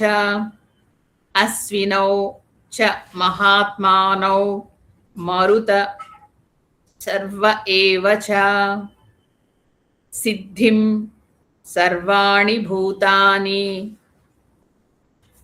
భూతానాం చైవ యః ప్రభుః దాస్యంతి మమ ఏ చాన్యే హ్యదృష్టాః పథి గోచరా. ఇంకొకసారి. సిద్ధిం సర్వాణి భూతాని భూతానాం చైవ యః ప్రభుః దాస్యంతి మమ ఏ చాన్యే హ్యదృష్టాః పథి గోచరా. ఈ విధంగా ఆయన సీతమ్మను కూడా ధ్యానించాడు. ఎలాగంటే ధ్యానము ముందర ధ్యానం చేస్తేనే దర్శనం అవుతుందండి. ధ్యానం చేయకుండా దర్శనం అవ్వదు ఎవరికి. కాబట్టి నిజానికి భగవంతుడు మనకు కనపడాలి అని మనం ప్రార్థించాలి. మనం ఏం చేస్తామండి, దేవుణ్ణి చూడగానే మన కోరికల లిస్ట్ చెప్పేసుకుంటాం. గబగబా మనకు వచ్చిన ఏదో అష్టోత్తరం చదివిస్తాం వస్తాం. ఎంతమంది మనలో భగవంతుడు నాకు కనపడాలి అంటూ ప్రార్థిస్తున్నారు చెప్పండి. భగవంతుడు కూడా చూస్తూ ఉంటాడేమో, ఎవరైనా అడుగుతారా అసలు అని? ఎవరం అడగం కదా. నిజంగా ఆయన ఎదురుకుండా వస్తే కూడా మనం ఏం పట్టించుకో. మనకి ఎంతసేపు మన కోరికలే మనకి ముఖ్యం. అదే కదా భగవంతుడు చెప్తున్నాడు, ఇదే మీ జ్ఞానాన్ని కూడా నాశనం చేసేస్తుంది. కాబట్టి ఇది ఈ విధంగా. అందుకని ఇక్కడ అమ్మవారిది ఆయన ఏం చేస్తాడంటే ఇవన్నీ చెప్పిన తర్వాత ఒక్కసారి అమ్మవారి ధ్యాన శ్లోకం చెప్తాడు. మనము ఏదైనా సరే అష్టోత్తరం కానీ లేకపోతే సహస్రం కానీ చేసేటప్పుడు ముందర ఒక శ్లోకం వస్తుంది. ఇప్పుడు అరుణాం కరుణాం తరంగితాక్షేంద్రసపాస అని చదువుకుంటాం కదా లలిత సహస్రం ముందర. అంటే ఏంటి, అమ్మవారి ధ్యాన శ్లోకం అది. అంటే అమ్మవారిని ముందర వర్ణిస్తూ మన మనసులో నిలుపుకోవాలి. నిలుపుకుని అప్పుడు మనం సహస్రం మొదలెట్టుకుంటాం. అప్పుడు మొత్తం సహస్రం అంతా చదువుతాం. ఫస్ట్ ధ్యాన శ్లోకం చదివే ఎప్పుడైనా చదవాలంటే అలా మనసులో నిలుపుకోవడానికి. ఇక్కడ ఆయన శ్లోకం చదవాలి, అమ్మవారి గురించి చదవాలి, ధ్యానం చెయ్యాలి. ఎలా ఉంటుంది అనేది ధ్యాన శ్లోకం అంటే ఎలా ఉంటుంది. కానీ ఇక్కడ హనుమంతుడికి ఎలా తెలుసు సీత ఎలా ఉంటుంది? ఎప్పుడు ఏం చూడలేదే. రాముడు కూడా ఏం చెప్పలేదు ఇలా ఉంటుంది సీత అని. ఏమైనా చెప్పాడా? ఉంగరం ఇచ్చేసాడు ఇమ్మని కదా. కాబట్టి ఆయనకి ఏ స్వరూపం తెలీదు. అందుకని ఇక్కడ ఏం చెప్పాడంటే ఆయన భార్య ఎలా ఉంటుంది అని ఆయన లెక్క కట్టుకున్నాడు. ఎలాగా? ఈయనకి సాముద్రిక శాస్త్రం తెలుసు. సకల శాస్త్ర కోవిదుడు కదండి హనుమంతుడు. అన్ని శాస్త్రాలు ఆయనకు తెలుసు. అందులో సాముద్రిక శాస్త్రం అని ఉంటుంది. అంటే ఏంటి, ఒక మనిషి ఎలా ఉంటుంది, ఆయన ఆవిడ కళ్ళు ఎలా ఉన్నాయి, ఆవిడ నోరు ఎలా ఉంది, ఆవిడ చూసేసి దాన్ని బట్టి లెక్క కడతారు. అలా చూసి రాముడు ఇలా ఉన్నాడు కాబట్టి రాముడిని చూశాడుగా, రాముడి భార్య ఇలా ఉంటుంది అని ఆయన ఊహించుకున్నాడు. మరి బుద్ధిమతాం వరిష్టం కదా ఆయన. ఆయన అంత గొప్ప జ్ఞానం ఉన్న మనిషి కాబట్టి ఆయన జగజ్జనని అంటే జగన్నాథుడు ఇలా ఉన్నాడు, జగజ్జనని ఎలా ఉంటుంది అని ఆయన ఊహించి చూసినట్టే వర్ణిస్తాడు. చూడండి ఇప్పుడు నెక్స్ట్ శ్లోకంలో. అంటే ఏంటంటే తన శాస్త్ర విజ్ఞానం ఒకటి ఉంది ఆయనకి, తర్వాత వివేకం, ఈ రెండింటితో ఆయన అట్లా ఊహించాడు. అది సర్వశాస్త్ర కోవిదుడు కాబట్టి ఇది అమ్మవారిని ధ్యానించే శ్లోకం ఇప్పుడు మనం చెప్పుకోబోతున్నాం. అంటే ఆవిడని చూడాలి అని ఆయనకు అంత కోరిక ఉంది. దైవాన్ని చూడాలి అని చెప్పాను కదా, అదే భక్తికి అది ఇంకా పూర్ణ దశ. చివరి దశ ఏంటంటే చూడాలి అనే కోరిక. ఇక నాకు చూడాలంతే, నాకు ఇంకేం వద్దు, దర్శనం కావాలి అని అడగడం. కాబట్టి ఆ విధంగా ఇక్కడ ప్రార్థిస్తూ ఒక శ్లోకం చెప్తున్నాడు. ఇది అమ్మవారి మీద చెప్పబడిన, ఆవిడ వదనం మీద చెప్పబడిన ఒక ప్రత్యేక శ్లోకం. కేవలం అమ్మవారి వదనం అంటే ఆవిడ ముఖాన్ని మాత్రమే వర్ణిస్తారు. ఇది గనక చదివితే విఘ్నాలు తొలగి కార్యసిద్ధి లభిస్తుంది. ఇది కేవలం సీతమ్మదే కాదండి, అమ్మవారు. మీరు రాజరాజేశ్వరి అంటే ఆవిడ, లేకపోతే సరస్వతి అంటే ఆవిడ, ఎవరైనా సరే ఒక దేవికి సంబంధించిన వదనం గురించిన వరం. ఆయన అమ్మవారిని చూడలేదు, ఇలా ఉంటుందంటూ ఊహించుకుంటూ చెప్పాడు. తదున్న సంపాండురదంతమవ్రణం శుచిస్మితం పద్మ పలాసలోచనం ద్రక్షే తదా ప్రియావదనం కదాన్యహం ప్రసన్న తారాధిపతుల్య దర్శనం. ఇక్కడ ఆవిడికి ఎలా ఉంది అమ్మవారు అంటూ వర్ణిస్తున్నాడు. ఇది జగన్మాత స్వరూపం. అమ్మవారు ఎప్పుడు ఎలా ఉంటుంది మనం ఊహించుకోవడం. ఎలా ఊహించుకోవాలి? దేవుళ్ళని చక్కగా మన వైపు నవ్వుతూ చూస్తున్నట్టు కదా. అలా ఊహించుకుంటేనే మనకి హాయిగా ఉంటుంది. అమ్మవారు మన వైపు నవ్వుతూ చూస్తుంది, ప్రసన్నంగా ఉంది. కాబట్టి చక్కటి నాసిక ఉంది అమ్మవారికి, చక్కటి ముక్కు, తెల్లటి పలువరస ఉంది. తర్వాత అమ్మవారు చిన్నగా మందహాసం చేస్తుంది, హాయిగా ఉంది నవ్వు, నిర్మలంగా ప్రసన్నంగా ఉంది, అలాంటి ముఖం. తర్వాత తామర రేకుల్లాగా విశాలమైన నేత్రాలు ఉన్నాయి. అలాంటి చక్కటి పూర్ణ చంద్రుల్లా ఉన్న ముఖంలో అలాంటి అమ్మవారు ఉంది. అలాంటి వదనాన్ని నేను ఎప్పుడు దర్శిస్తానో, నాకు ఆ భాగ్యం ఎప్పుడు కలుగుతుందో అంటూ చెప్పిన శ్లోకం. ఇది అమ్మవారి ముఖం మీద ఆయన ముఖాన్ని వర్ణించిన శ్లోకం. ఇది ప్రత్యేక శ్లోకం సీతమ్మ వారి మీద హనుమంతుడు చెప్పింది కాబట్టి ఇది పారాయణ చేస్తే విఘ్నాలు తొలగి కార్యసిద్ధి లభిస్తుంది అంటారు. అంటే నిజాన్ని వదనాన్ని స్మరించడం కాదండి, ఇది ధ్యాన శ్లోకం కింద లెక్క. ఇది అమ్మవారి వదనం తను చూడాలని, అమ్మవారు తనకు ప్రత్యక్షం కావాలని ఒక బిడ్డగా అర్థిస్తున్నాడు ఆయన. అర్థిస్తూ చేస్తున్న శ్లోకం కాబట్టి ఇది మనకి కూడా ఒక ప్రార్థనా శ్లోకం కింద బాగుంటుంది. తదున్నసం పాండురదంతం అవ్రణం శుచిస్మితం పద్మ పలాసలోచనం ద్రక్షే తదార్యావదనం. ఆర్య అంటే ఇక్కడ పూజ్యురాలు, పరమ పూజ్యురాలు. కదాన్వహం ప్రసన్న తారాధిపతుల్య దర్శనం. బట్టి ఇంత అందమైన వర్ణన చేశాడు. అమ్మవారు అలా ఉంటుంది అలా ఉంటుందని ఆయన ఊహించుకుంటున్నాడు. అలాగా ఊహించుకుని ఇంక అక్కడి నుంచి నమస్కారం పెట్టి బయలుదేరాడు. ఆ బయలుదేరేటప్పుడు ఎలాగట అక్కడి నుంచి లేచి నిలబడితే ఆయన తోక ఇలా పైకి ఇలా లేచి ఇలా ఆయన పైనుంచి ఉంది ఉంటే అదొక జెండా లాగా నిలబడితే వెంటనే దండం పెట్టుకుని లేచి నిలబడి, చలిగా ఉంది అప్పుడు, ఇంకా తెల్లవారుజామున, అలాంటప్పుడు లేచి నేను వెళతాను. ఒక ఆపదుద్ధారక హనుమాన్ అంటారు ఇక్కడ. ఆయన అలాంటి దర్శనం అవుతుంది. హనుమంతుడిని కూడా మనం రకరకాలుగా అవతారాలుగా చెప్పుకుంటున్నాం. ఇక్కడ ఆపదుద్ధారక హనుమాన్, ఎందుకంటే అమ్మవారి ఆపదలని ఉద్ధరించడానికి వెళుతున్నాడు ఆయన. ఆ విధంగా వెళుతున్నప్పుడు ఇక ఆయన అశోక వాటికకి బయలుదేరాడు. అది అక్కడి నుంచి ఆ ప్రాకారం నుంచి అశోకవనంలోకి దూకాడు. ఎలా ఉంది ఆ అశోకవనం? అత్యద్భుతంగా కట్టాడు విశ్వకర్మ. ఎవరి కోసం కట్టాడు? కుబేరుడు కోసం. ఆయన దగ్గర నుంచి రావణాసురుడు తీసుకున్నాడు.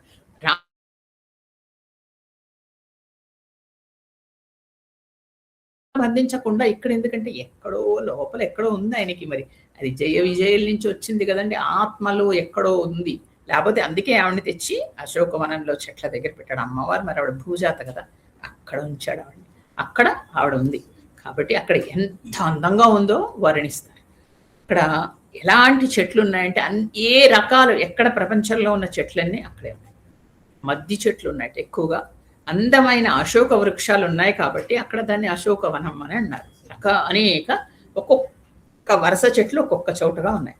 ఒకవైపు మద్ది చెట్లు, అశోక చెట్లు, తర్వాత మామిడి చెట్లు. ఇక వృక్షాలు పూలవి అంతులేనిగా ఉన్నాయి. సంపెంగ వృక్షాలు, పొన్న చెట్లు, తర్వాత వాటి మీద వెండి బంగారు రంగులు అద్దబడి ఉన్నాయి. పెద్ద చెట్లకి అక్కడ రంగులు అద్దబడి ఉన్నాయి. ఇక ఉంటే మరి చెట్లు ఉంటే చెట్ల మీద పక్షులు ఉంటాయి. రాత్రైనా సరే కొన్ని ఇంకా గూళ్ళు చేరి ఇంకొన్ని కదిలి అట్లా ఉన్నాయి.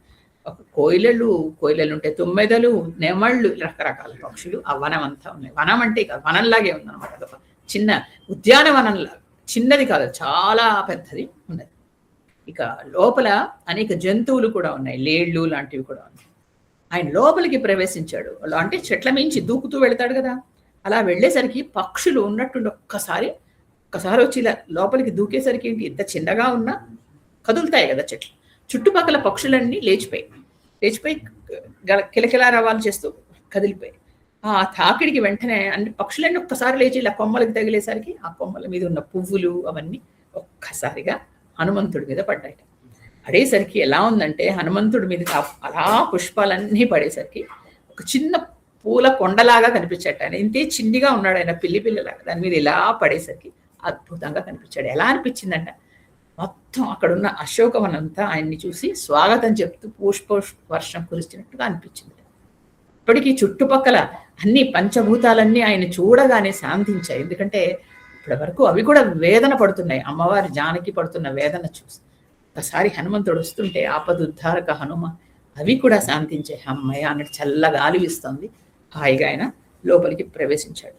ఆయన నడుస్తూ పైనుంచి మెల్లిగా దిగి కింద అక్కడక్కడక్కడ నడుస్తున్నాడు. అనుకుంటే అక్కడ ఉన్న పక్షులు అనుకున్నాడు, ఓ వసంతుడే ఇలా చిన్న కోతిలాగా వస్తున్నాడా ఏంటి ఇలా ఉన్నాడు అనుకున్నాడు. అవి వసంతుడు అంటే ఆ వసంత ఋతువులో ఉండే రాజు. తర్వాత ఆయన ఒక చెట్టు నుంచి ఇంకా ఇక్కడ నడిస్తే ప్రమాదం అని చెట్టు ఎక్కాడు. ఒక చెట్టు మించి దూకుతూ వెళుతున్నాడు. ఆ పూలు ఇలా ఆయన ఒక చెట్టు మించి ఒక చెట్టుకు దూకుతూ ఉంటే పూలు రాలిపోతున్నాయి జల నేల మీద అంతా పడి నేలంతా అద్భుతంగా కనిపిస్తుంది. ఫలాలు ఆకులు కూడా రాలిపోతున్నాయి అంటే అది దూకుతూ ఉంటే. కానీ ఇంతే ఉన్నారు, కానీ బరువు ఉంటుంది దూకుతున్నాడు. అక్కడి నుంచి కొంచెం లోపలికి వెళ్ళేసరికి లతలు అంటే క్రీపర్స్ ఉంటాయి కదా, ఇలా ఒకదానికొకటి చుట్టుకుని ఇలా దగ్గరగా అల్లబడి ఉన్నాయి. ఈయన వాటిని దూసుకుని వాటిల్లోంచి వెళ్ళాడు. వెళ్ళేసరికి అప్పుడు మధ్యలోకి వెళ్ళాడు. అశోకవనంలోకి వెళితే ఎక్కడ చూడండి పెద్ద పెద్ద చెట్లు ఉంటే ఆ చెట్ల కింద కూర్చి మన నేల మీద వెండితోటి బంగారంతో చేసిన అరుగులు ఉన్నాయట. అరుగులు అంటే పెద్ద పెద్ద కూర్చోవడానికి వీలుగా అనమాట. అలాంటివి వాటి మీద అన్ని మణులు పేర్చబడి మెరుస్తూ ఉన్నాయి. తర్వాత మధ్య మధ్యలో దిగుడు బావులు ఉన్నాయి. దిగుడు బావి అంటే ఒక బావి ఉంటుంది, పైకి ఉంటుంది, అదేమి పైకి మామూలుగా ఉంటుంది, లోపలికి మెట్లు ఉంటాయి, లోపలికి వెళితే అక్కడ నీళ్లు ఉంటాయి, దాన్ని దిగుడు బావి అంటారు. అలాంటి దిగుడు బావులు ఉన్నాయి. అక్కడ లోపలికి వెళితే మధురమైన జలాలు, ఒక్కొక్క దానిలో అద్భుతంగా తీయగా నీళ్లు. పైగా మెట్లు కూడా మామూలుగా కాదు, మణులతో నిర్మించబడ్డాయి. అంత అట్లా మెరిసిపోతున్నాయి అనమాట చంద్రకాంతికి. అలాగా లోపలికి వెళితే తర్వాత బయట ఉన్న ఇసుక ఉంటుంది కదా, ఆ ఇసుక బదులు ఇసుక మీద ముత్యాలు, పగడాలు ఇవన్నీ ఉన్నాయి, స్ఫటిక శిలలు. అద్భుతంగా ఉంది. తర్వాత పైకి వస్తే అన్ని చోట్ల తీరాల్లో అక్కడక్కడ చిన్న సరస్సులు, అంటే కొద్దిగా నీరు అలా నిలిచింది. అందులో కమలాలు, కలువలు, తర్వాత వాటి కోసం ఉన్న చక్రవాకాలు, కోయిలలు, హంసలు, బెగ్గురు పక్షులు ఇవన్నీ ఉన్నాయి. ఇక ఈ కాలువలు, వాటి నుంచి వచ్చిన కాలువలు, తర్వాత వాటి మీద వృక్షాలు, వాటి మీద పొదలు, ఇలాగా అనమాట. అలాగా చూడ్డానికి ఎంతో అద్భుతంగా ఉంది అశోకవనం. ఇంకా ఒక పర్వతం, ఆ పర్వతం పైన చూస్తే అనేక వృక్షాలు, కానీ కొద్దిగా లోపలికి వెళితే లోపలన్నీ గుహలు అవన్నీ నిండున్నాయి. దాని మించి నది పారుతోంది దూరంగా. అందులోనే ఒక చిన్న కొండ మించి నీళ్లు పడుతున్నాయి జలపాతం లాగా. దాని ప్రవహిస్తూ ఉంటే కొన్ని చెట్లు అందులోకి ఇలా వంగి ఉన్నాయట. చూడండి ఎంత అద్భుతంగా ఉందో. ఇలా నీళ్లు ప్రవహిస్తుంటే కొన్ని కొమ్మలు ఇలా వంగి దానికి తగిలేటట్టుగా ఉంది. దాని మీద కూర్చుంటే కూడా బాగుంటుంది. అలాంటివి అనమాట. అలా చూస్తూ ఉంటే అలా చూస్తూ నడుస్తూ వెళుతున్నాడు. ఆయన కూడా ఎంత బాగుంది, ఇంత చిన్న వనంలో ఇంత చక్కగా ఎలా చేశారు అని. తర్వాత అక్కడ ఒక విచిత్రమైన సరస్సు కనిపించింది ఆయనకి. అది చల్లటి నీళ్లతో ఉంది. తర్వాత దానిలో కూడా వెళ్ళడానికి అన్ని మణులతో చేసిన మెట్లు అవన్నీ ఉన్నాయి. తర్వాత పక్కన చిన్న మృగాలు, లేళ్ళు లాంటివి వచ్చి అక్కడ పక్కన విశ్రమించి ఉన్నాయి. అక్కడ అన్ని అక్కడక్కడ చిన్న ఇళ్ల లాంటివి, అంటే పెద్ద ప్రాసాదాలు అంటే ఇళ్ల లాంటివి కట్టబడి ఉన్నాయి. అక్కడ లోపల బంగారు కాంతులు విరజిమ్మే చెట్లు, వేదికలు ఇవన్నీ ఉన్నాయి. ఇవన్నీ చూస్తున్నాడు ఆయన. చూస్తూ ఉంటే ఆయన దృష్టిని ఒక చెట్టు ఆకర్షించి, దాని పేరు సింసుప వృక్షం అంటారు. దాన్నే ఇరుగుడు చెట్టు అంటారు మన తెలుగులో. ఇండియన్ రోజ్ వుడ్ ట్రీ అంటారు. అలాంటి చెట్టు దగ్గరికి కొంచెం దూరం నుంచి చూశాడు. అది దానికి బంగారు చిరుగంటలు కట్టబడి ఉన్నాయట. మీరు ఊహించుకోండి, చిట్టి గంటలు బంగారువి దాని కొమ్మలకి కట్టున్నాయి. కడితే ఏంటవుతుంది, ఇలా గాలి వచ్చింది అనుకోండి, ఆ కొమ్మలు కదిలి ఆ గంటలన్నీ ఇలా మోగుతుంటాయి. చిన్న సౌండ్, ఎంత అద్భుతంగా ఉంటుంది కదా అసలు ఊహించుకుంటే. అలా చెట్లకి కట్టారు వాళ్ళు. అంటే చూడండి ఎంత చిన్నవి ఆలోచించి విశ్వకర్మ చేశాడు. అది వింటూ ఉంటే కూడా ఈయనకి అద్భుతంగా ఉంది. అలాగా మోగుతున్నాయి అవి చక్కగా. దానికి చిగుళ్ళు అవన్నీ బ్రహ్మాండంగా ఉన్నాయి. అందులో దాక్కుని కూర్చున్నా ఎవరికి కనపడరు. చెట్లు అంటే కొమ్మలు అవి దట్టంగా ఉన్నాయి. దానికి మెల్లిగా వెళ్ళి ఆ చెట్టు మీద కూర్చుని చూస్తున్నాడు అన్ని వైపులా. అంటే తను ఎంత జాగ్రత్తగా చూసినా కూడా తను కనపడ్డాడు. ఎందుకంటే కొమ్మలన్నీ అంత దట్టంగా తనని కవర్ చేస్తున్నాయి. ముందరంతా బాగా పెద్ద చిగుళ్ళు, పెద్ద ఆకులతో బాగుంది, గట్టిగా దృఢంగా ఉంది. అందుకని అది ఎక్కి కూర్చున్నాడు ఆయన. పైగా కూర్చున్నాడు. పైకి వెళ్ళి ఇంకా బాగా కనిపిస్తుందిగా వనం అంతా చూస్తున్నాడు. ఇప్పుడు అనుకుంటున్నాడు, అబ్బా ఎంత బాగుంది ఈ వనం, ఎంత అద్భుతంగా ఉంది అసలు. సీతమ్మ కనుక దేవుడు దయవల్ల కనుక ఇటువైపు వస్తే నేను ఆవిడని చూడగలను. అసలు ఈ సరస్సులు ఇవి ఎంత అందంగా ఉన్నాయో. అమ్మవారికి ఇలాంటివన్నీ ఇష్టం కదా సీతమ్మకి. ఇక్కడికి వస్తుందేమో, అసలు ఆవిడకి వన సంచారం ఇష్టంగా. ఆవిడ భూజాత కదా, భూమిలోంచి కదా వచ్చింది. ఆవిడకి చెట్లు ఇవన్నీ ఇష్టం కాబట్టి అందుకని ఈ వనచరాలన్నా, తర్వాత ఈ వనమన్నా ఇలాంటివన్నీ అమ్మవారికి ఇష్టంగా సీతమ్మకి. అందుకని పొద్దున్నే ప్రాతకాలంలో ఇక్కడికి వస్తుందేమో ఆవిడ స్నానానికి, ధ్యానానికి ఆవిడకి రావాలిగా, ఇక్కడికి వస్తుంది అనుకుంటా. నాకు ఎందుకు అట్లా అనిపిస్తోంది. ఇక్కడికి వచ్చినప్పటి నుంచి నా మనసు ఎందుకు ప్రశాంతంగా హాయిగా అనిపిస్తోంది. ఇక్కడికి వస్తుంది అని నాకు అనిపిస్తోంది. కాబట్టి అలాంటి తల్లి ఇలాంటి చోటుకు వస్తుంది. ఇలాంటి ప్రకృతి ఆవిడకి నచ్చుతుంది, వస్తుంది అనుకుని ఆకుల మధ్య కూర్చుని అలా చూస్తున్నాడు. చూస్తుంటే అశోక వృక్షం అంటే శోకాన్ని నశింపజేసేవాడు.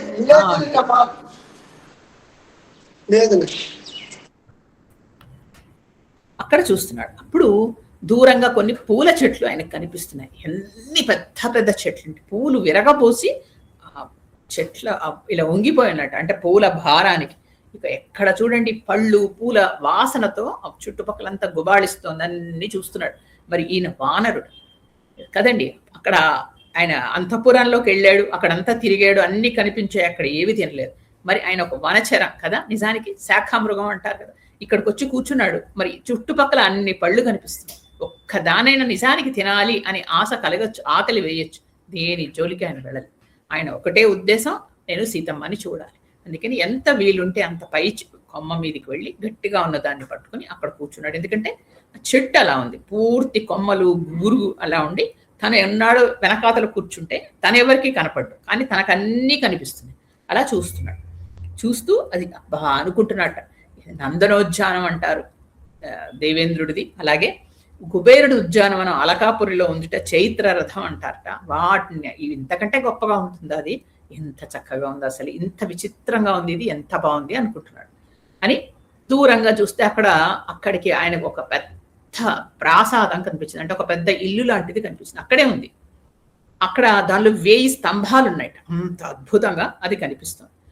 దానికి కూడా అన్ని పగడాలు పొదిగిన మెట్లు ఉన్నాయి. ఆ మెట్లు ఎక్కెళ్తేనే ఆ 1000 స్తంభాలు అలా కనపడుతుంది. దానికి బంగారు వేదికలు అవన్నీ కనిపిస్తున్నాయి. అక్కడి నుంచి అలా అంటే ఒకటొకటి ఇలా చూసుకుంటూ వస్తున్నాడు. అలా చూస్తూ అబ్బా ఎంత బాగుంది అని, ఏంటి అసలు ఈ భవనం వెళ్ళి ఆకాశాన్ని తగులుతోంది అని చూశాడు. అన్ని వైపులా ఇలా చూసి అప్పుడు ఇలా కిందికి చూశాడు. అదిగదిగదిగో కనిపించింది అమ్మవారు. అప్పుడు ఆయనకి సీతమ్మ దర్శనం అయిందండి. అక్కడ అయింది. ఎన్ని రోజులు ఇంతసేపు ఎదురు చూసి చూసి చూసి చూసి హనుమంతుడికి అప్పుడు సీతమ్మ తల్లి దర్శనం అయ్యింది. ఒక చెట్టు కింద ఒక స్త్రీని హనుమంతుడు చూశాడు. ఆ చెట్టు కింద తను ఎక్కడ కూర్చున్నాడో ఆ చెట్టు కిందే ఒక స్త్రీ కూర్చుని, చుట్టూ రాక్షస స్త్రీలు కూర్చున్నారు. ఆవిడ స్వచ్ఛంగా ఉంది, దీనురాల్లాగా నిట్టూర్పులు విడుస్తోంది ఆవిడ. అలా అంటారు. పచ్చని పసుపు రంగు పట్టు వస్త్రం ధరించింది. తర్వాత తల దించుకొని కూర్చొనుంది. అంగారకుడితో పీడింపబడే రోహిణీదేవిలాగా ఉంది అంటారు వాల్మీకి. అంటే ఏంటంటే అంగారకుడు అని గ్రహం వచ్చి రోహిణి ఎవరు, చంద్రుడి భార్య, ఆయన్ని పీడిస్తుంటే ఎలా ఉంటుంది అలా ఉంది. తర్వాత అలా కళ్ళలోంచి నీళ్లు కారుతూనే ఉన్నాయి ఆవిడకి. కృషించిపోయింది, అంటే సన్నగా అయిపోయింది ఆవిడ. చుట్టూ రాక్షస స్త్రీలు ఉన్నారు ఆవిడకి. ఉండి ఒక వేట కుక్కల మధ్య చిన్న లేడి పిల్ల ఇరుక్కుంటే ఎలా ఉంటుంది, ఒక 4-5 వేట కుక్కలు చుట్టూ చేరి ఒక చిన్న మధ్యలో లేడి పిల్ల ఇరుక్కుంది అనుకోండి, ఎంత భయంగా ఉంటుంది. ఎప్పుడు చంపేస్తాయో తెలియదు, ఏమేం చేస్తాయో తెలియదు అంటూ భయంగా ఇలా చూస్తూ ఉంటుంది. అలా చూస్తుంది అమ్మవారు. జడ తాచుపాములాగా ఇంత పొడుగ్గా ఉందిట. కష్టాలు ఎరగంది, సర్వసుఖాలు పొందడానికి అర్హురాలు ఆవిడ. అలాంటి యోగ్యురాలుగా కనిపిస్తోంది ఆయనకి అంటారు. పెద్ద విశాలాక్షి, పెద్ద పెద్ద కళ్ళున్నాయి అని. తర్కయామాస సీతేతి కారణైరూపపాతిభిః ప్రియమాణా తదాతేన రక్షసా కామరూపిణ. తర్కయామాస సీతేతి కారణై రూపపాధిభిః ప్రియమాణ తదాతేన రక్షస కామరూపిణ. తాను ఊహించిన కారణాల వల్ల ఈ రావణాసురుడు అపహరించిన ఆ సీతే ఈ సీతేనా అని అనుమానం వచ్చింది హనుమంతుడికి. వచ్చి అప్పుడు చూశాడు. చూస్తే అనిపించింది ఇంకా ఈవిడ సీతే. ఎందుకంటే ఆవిడ్ని చూడగానే హనుమంతుడికి గొంతు బొంగురుపోయింది. ఉన్నట్టుండి ఒళ్ళంతా ఇలా కంపించినట్టయి కళ్ళ నిండా ఆనంద బాష్పాలు కారిపోతున్నాయి. గడగడగడగా వణికిపోతున్నాడు అక్కడ కూర్చున్న హనుమంతుడు. ఇంత ధైర్యవంతుడు, ఇన్ని సకల శాస్త్రాలు చదివినవాడు, ఇంత గొప్పవాడు, ఇంత బ్రహ్మ విద్యావేత్త, ఎప్పుడైతే అమ్మవారి దర్శనం అయిందో ఒళ్ళంతా వణుకొచ్చేస్తుంది ఆయనకి. అంటే ఆ ఉద్విగ్నత అంటారు చూసారా, ఎగ్జైట్మెంట్ చెప్పలేకపోతున్నాడు ఇది అనేసి. అలాంటి స్వామి, ఇంత చిన్న స్వామి అక్కడ ఉనికిపోయి ఆయన కళ్ళ నీళ్లు కారిపోతున్నాయి. ఎందుకంటే అమ్మవారి దర్శనం అయింది, ఆనందం. పైగా అది చెప్పలేనిది, అది చెప్పాను కదా, ఒక ఆత్మానుభవం అంతే, అది అనుభవిస్తున్నాడు ఆయన. 2 చేతులు జోడించి నమస్కారం చేశాడు. అంతులేని ఆనందం కలుగుతోంది. అప్పుడు ఆయన మనస్సు చెప్పింది, ఈవిడే సీతమ్మ, ఈవిడే సీతమ్మ అని చెప్తోంది.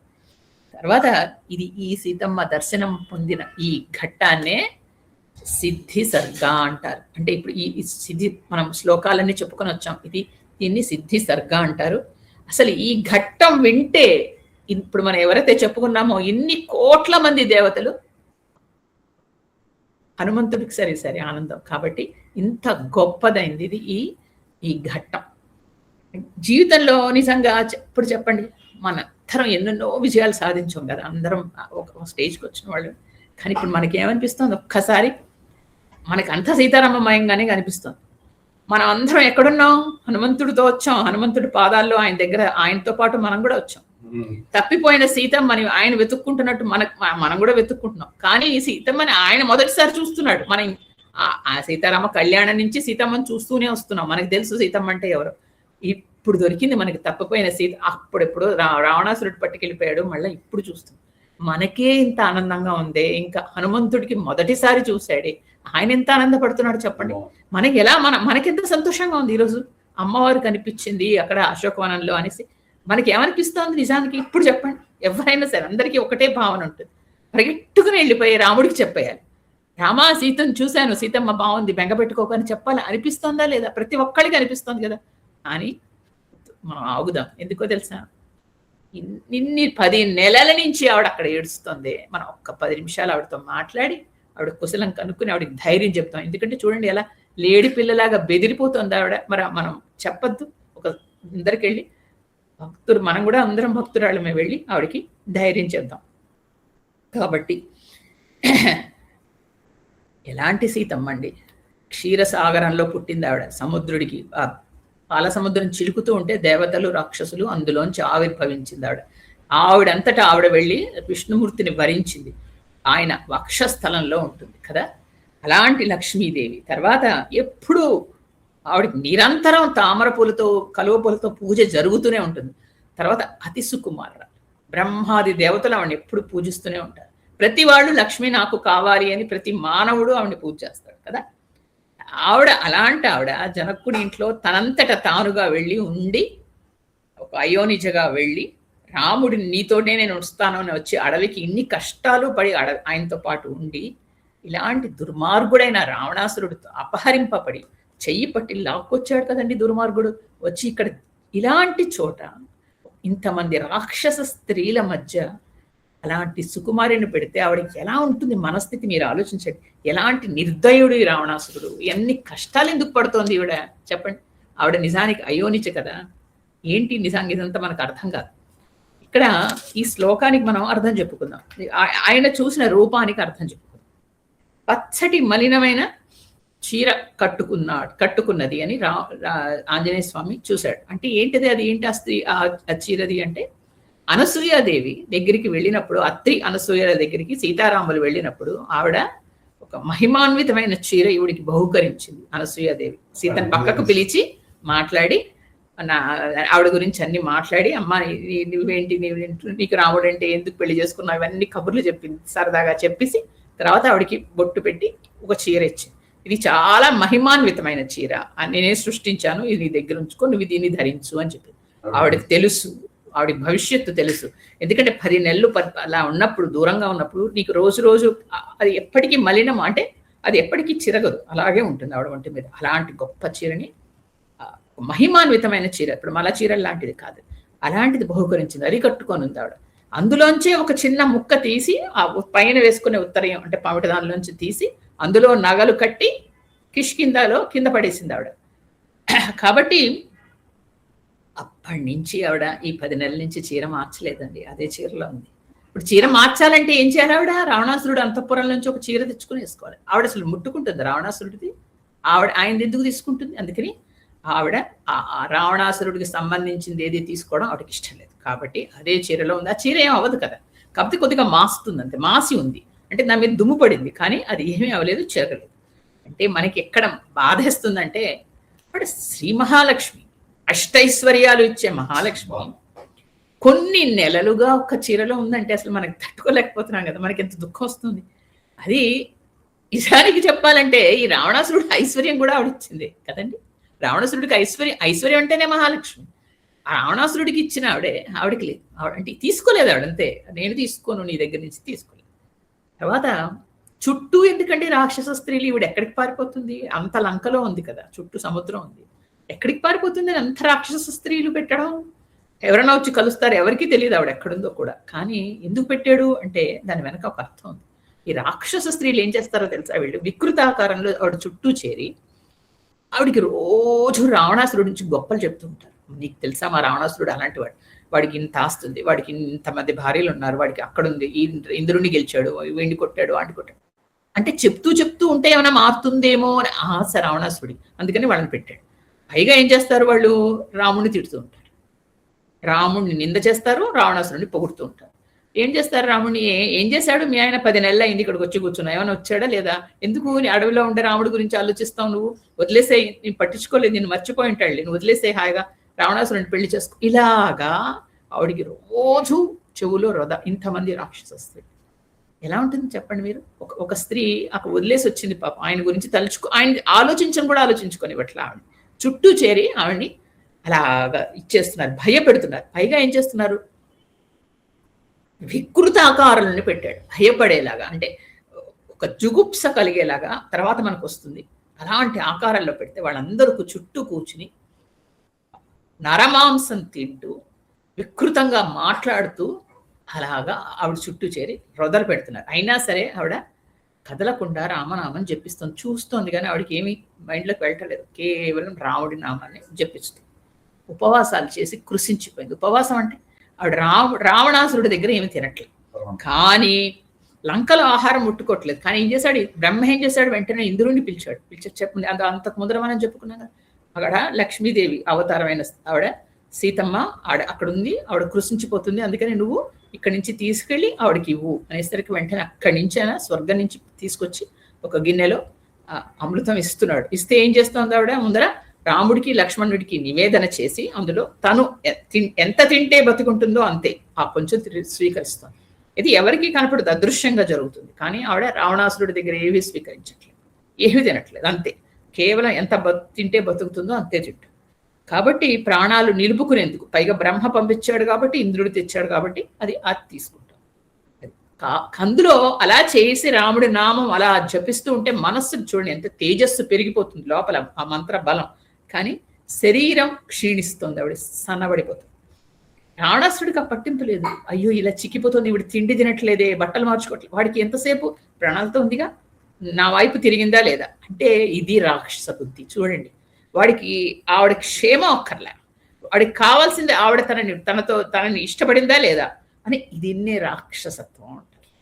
ఇంకా ఆవిడ తలంచుకుని సిగ్గుపడేలా కూర్చుంది. ఎందుకు సిగ్గుపడుతుంది ఆవిడ జగన్మాత, అందరూ ఆవిడ పిల్లలే కదండి. రావణాసురుడు కూడా ఆవిడ పిల్లాడి కిందే లెక్క.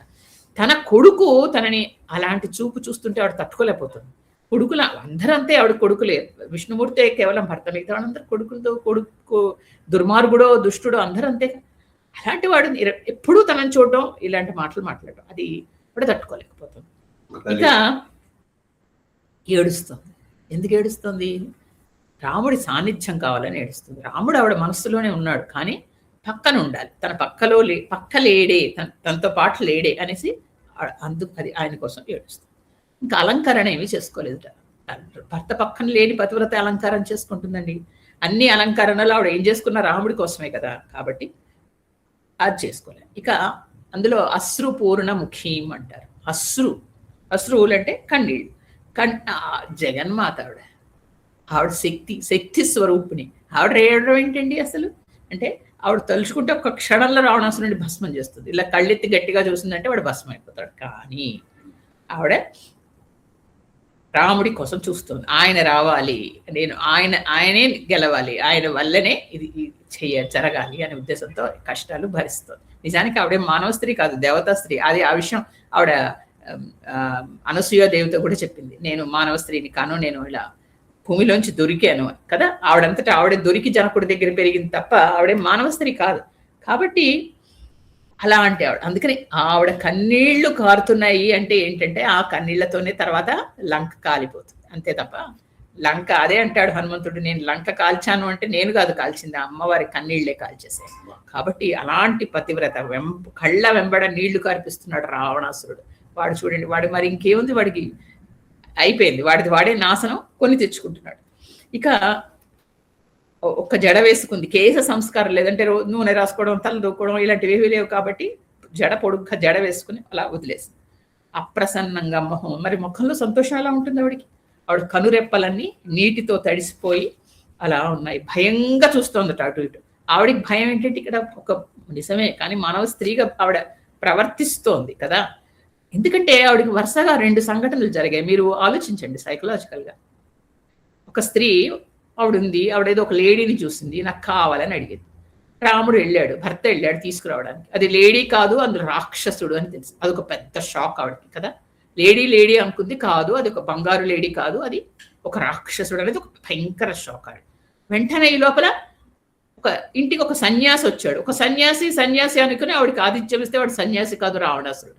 ఆవిడ పట్టుకొచ్చేసాడు. అదొక పెద్ద షాక్. 2 షాకులు ఒక్కదాని తర్వాత ఒకటి తగిలి ఆవిడ భర్తకు దూరంగా ఎక్కడికో తీసుకొచ్చి, సముద్రాలు కూడా తీసుకొచ్చి బలవంతంగా చేయి పట్టి లాగి తెచ్చి ఇక్కడ పడేశాడు. చుట్టూ రాక్షస స్త్రీలు ఉన్నారు. ఆవిడ మనస్థితి ఏమిటి? దేన్ని చూసినా ఆవిడ భయంగా ఉంటుంది. ఓహో, నేను ఏదో అనుకుంటున్నాను, అది కాదు, దీన్ని ఏదో అనుకున్నాను, అది కాదు, కాబట్టి నా చుట్టుపక్కల ఉన్నవి ఏవి నాకు కనిపించేవి యథార్థం కాదు, ఇవన్నీ అసత్యాలే అని అలాంటి భయంలో పడిపోయింది ఆవిడ. దేన్ని నమ్మట్ల, ఎవరిని నమ్మట్ల, అదొకలాంటి భయంలో ఉంది. ఈ భయాన్ని మనం అర్థం చేసుకోవాలి. ఎందుకు ఎవరిని నమ్మట్లేదు అంటే, అది మనకి జరిగినా ఇలాగే మనం భయపడతాం, ఎవరైనా భయపడతారు కదా. అలా పడేసినప్పటి నుంచి అది వెంటనే అది కూడా చూస్తున్నా అని ఇవన్నీ గమనిస్తున్నాడండి హనుమంతుడు. అది చెప్తున్నాను నేను. దబుక్కుని అక్కడ చూడగానే అమ్మా అని దూకేసి నేను వచ్చేసాను మనం అయితే ఇలాగే చేస్తాం, నేను వచ్చేసానమ్మా అని. అందుకే అలా దూకలేదు. ఆ పైనుంచి ఏం చేశాడు, ఆ కొమ్మల నుంచి ఇంకా కొంచెం కిందికి దిగేసి ఇంకా దగ్గర నుంచి చూస్తున్నాడు. చూస్తే అప్పుడు ఆయన గుర్తొచ్చింది, ఋష్యముఖ పర్వతంలో ఆవిడ చీర కొంగు చింపి అందులో నగలు చుట్టి కిందికి పడేసింది కదా. ఎంత ఆయనకి జ్ఞాపక శక్తి అంటే, ఆ చీర అందులో ఉన్న నగలన్నీ ఆయనకి గుర్తు. అది కూడా పసుపచ్చ చీరే, ఇప్పుడు ఇవి కట్టుకుంది కూడా పసుపచ్చ చీరే. అంటే ఇదే కరెక్ట్, అదొకటి ఆయనకి మ్యాచ్ అయిపోయింది. ఆయన టిక్కులు పెట్టుకుంటున్నాడు, ఓ అమ్మవారి. మరి ఎప్పుడు చూశాడండి, ఏం తెలియదు ఆయనకి, ఊహించనే కదా. కాబట్టి ఓ ఇదే. తర్వాత నగలు ఎక్కడైతే ఆయన దగ్గర ఉన్నాయో ఆయనకి దొరికాయి, కాళ్ళ మంజీరాలు దొరికాయి. లక్ష్మణుడు చెప్పాడుగా, మా వదినమ్మవే ఇవి మంజీరాలు, నేను చూసేవాడిని రోజు, నేను దండం పెట్టుకునేటప్పుడు నేను గమనించానని లక్ష్మణుడు చెప్పలేదు. కాబట్టి మంజీరాలు అక్కడ ఉన్నాయి, కాళ్ళకి అమ్మవారికి మంజీరాలు లేవు. సో మ్యాచ్ అయింది. ఇలాగే తర్వాత అక్కడ ఉన్న నగలు ఇంకా 1-2 ఆయనకు గుర్తున్నాయి, ఇక్కడ అమ్మవారికి లేవు. పైగా అమ్మవారు ఏం చేసింది, ఆవిడ ఒంటి మీద సీతమ్మ ఒక మెళ్ళో మంగళసూత్రం తప్ప మిగతావి అన్ని పక్కన కొన్ని తీసేసి చెట్ల కొమ్మలకి తగిలించేసింది. ఆవిడ వేసుకోలేదు, ఎందుకంటే పక్కన భర్త లేడు, ఎందుకు నేను వేసుకోవాలి ఇవన్నీ, ఇంకా ఆకర్షణీయంగా ఎవరికి కనిపించాలి అనవసరం అని చెట్ల కొమ్మలకి తగిలించేసింది. అవి కూడా అలాగా అయిపోయాయి. అలాగా అంటే వదిలి అమ్మవారు పెట్టుకుని తీసేసిన నగలకి వాటికి ఏమిటి ఉంటుంది విలువ, అవి కూడా అలా అయిపోయాయి. అప్పుడు అంటే హనుమంతుడు పైగా అది పడేసేటప్పుడు ఆ నగలన్నీ ఋష్యముఖ పర్వతం మీద ఆవిడ మూటగట్టి పడేసేటప్పుడు పైనుంచి పడేస్తుంటే ఈయన తలెత్తి చూశాడు. కానీ వానరం అంటే వీళ్ళ జాతి వాళ్ళు దూరం నుంచి కూడా అంత దూరం నుంచి పడేస్తే ఆయన దృష్టి వెళ్ళింది అక్కడికి. వెళ్ళి అమ్మవారిని ఒక పిసర్ కనపడింది ఆవిడకి, ఒక్క క్షణం ఆవిడని చూశాడు. అప్పుడు ఆయన కొంచెం గుర్తుంది, ఆ గుర్తుతో చూసుకుంటున్నాడు, అలాగే ఉందా ఇలాగా. కానీ ఇప్పుడు చాలా చిక్కిపోయింది, ఎంత సన్నగా ఉందండి ఇలా అనుకుంటున్నాడు అనమాట. అనుకుని ఇక అప్పుడు అంటున్నాడు ఆయన, నిండు చందమామ లాంటి ముఖం కనపడుతుంది, చక్కటి కనుబొమ్మలు, సర్వాంగ సౌందర్యం, నల్లటి కురులు, చక్కటి పెదవులు, చక్కటి సౌష్ఠవం, తామర రేకుల వంటి కన్నులు, ప్రశాంతమైన ముఖం, రతీదేవిలాగా వెన్నెలలాగా అందరికి ఆహ్లాదాన్ని పంచే రూపం. ఈవిడ మా అమ్మే, ఈవిడ సీతమ్మే అని అనుకున్నాడు ఆయన. అలాగా ఆయన ఊహ అంతే. అప్పుడు పూర్ణచంద్రాననాం శుభ్రం చారువృత పయోధరాం కుర్వంతి ప్రభయాం దేవి సర్వాతిమిరా దిశ తాం నీలకేశీం బింబోష్టిం సుమధ్యాం సుప్రతిష్ఠితాం సీతాం పద్మ పలాసాక్షీం మన్వధస్వరతి యథ ఇష్టాం సర్వ జగత పూర్ణచంద్ర ప్రభామివ. ఇలాగా సీతాదేవిని ఆయన గమనిస్తున్నాడు, ఎలా ఉంది అని చూస్తున్నాడు. భూమి మీద కూర్చుంది ఆవిడ, చిన్న అరుగు ఉంటే అరుగు మీద కూర్చుంది ఆవిడ, నేల మీద. అన్ని నియమాలు పాటిస్తోంది, తెలుస్తోంది, అంటే చాలా నియమనిష్టలతో ఉంది అని. కాంతి తగ్గింది ముఖంలో, అలా నిట్టూర్పులు వదులుతోంది అమ్మ. కళ్ళన్నీ నీటితో నిండి ఉన్నాయి, నిద్రపోవట్లేదు. కనురెప్పలు నల్లగా ఉన్నాయి కానీ తడిసి ఉన్నాయి. అలంకారాలు లేవు, శరీరంలో ధూళి చేరింది, శరీరం మీదంతా మట్టి పట్టినట్టుగా ఉంది.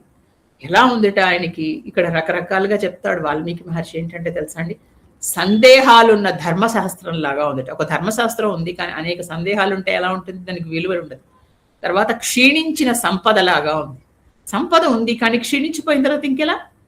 సన్నగిల్లిన శ్రద్ధలాగా ఉంది. శ్రద్ధ లేదు. అది అంటే ఆవిడకి లేదని కాదు, శ్రద్ధ లేని సన్నగిల్లిపోతే ఎలా ఉంటుంది? ఆ శ్రద్ధకి విలువ ఉండదు, అలా ఉంది.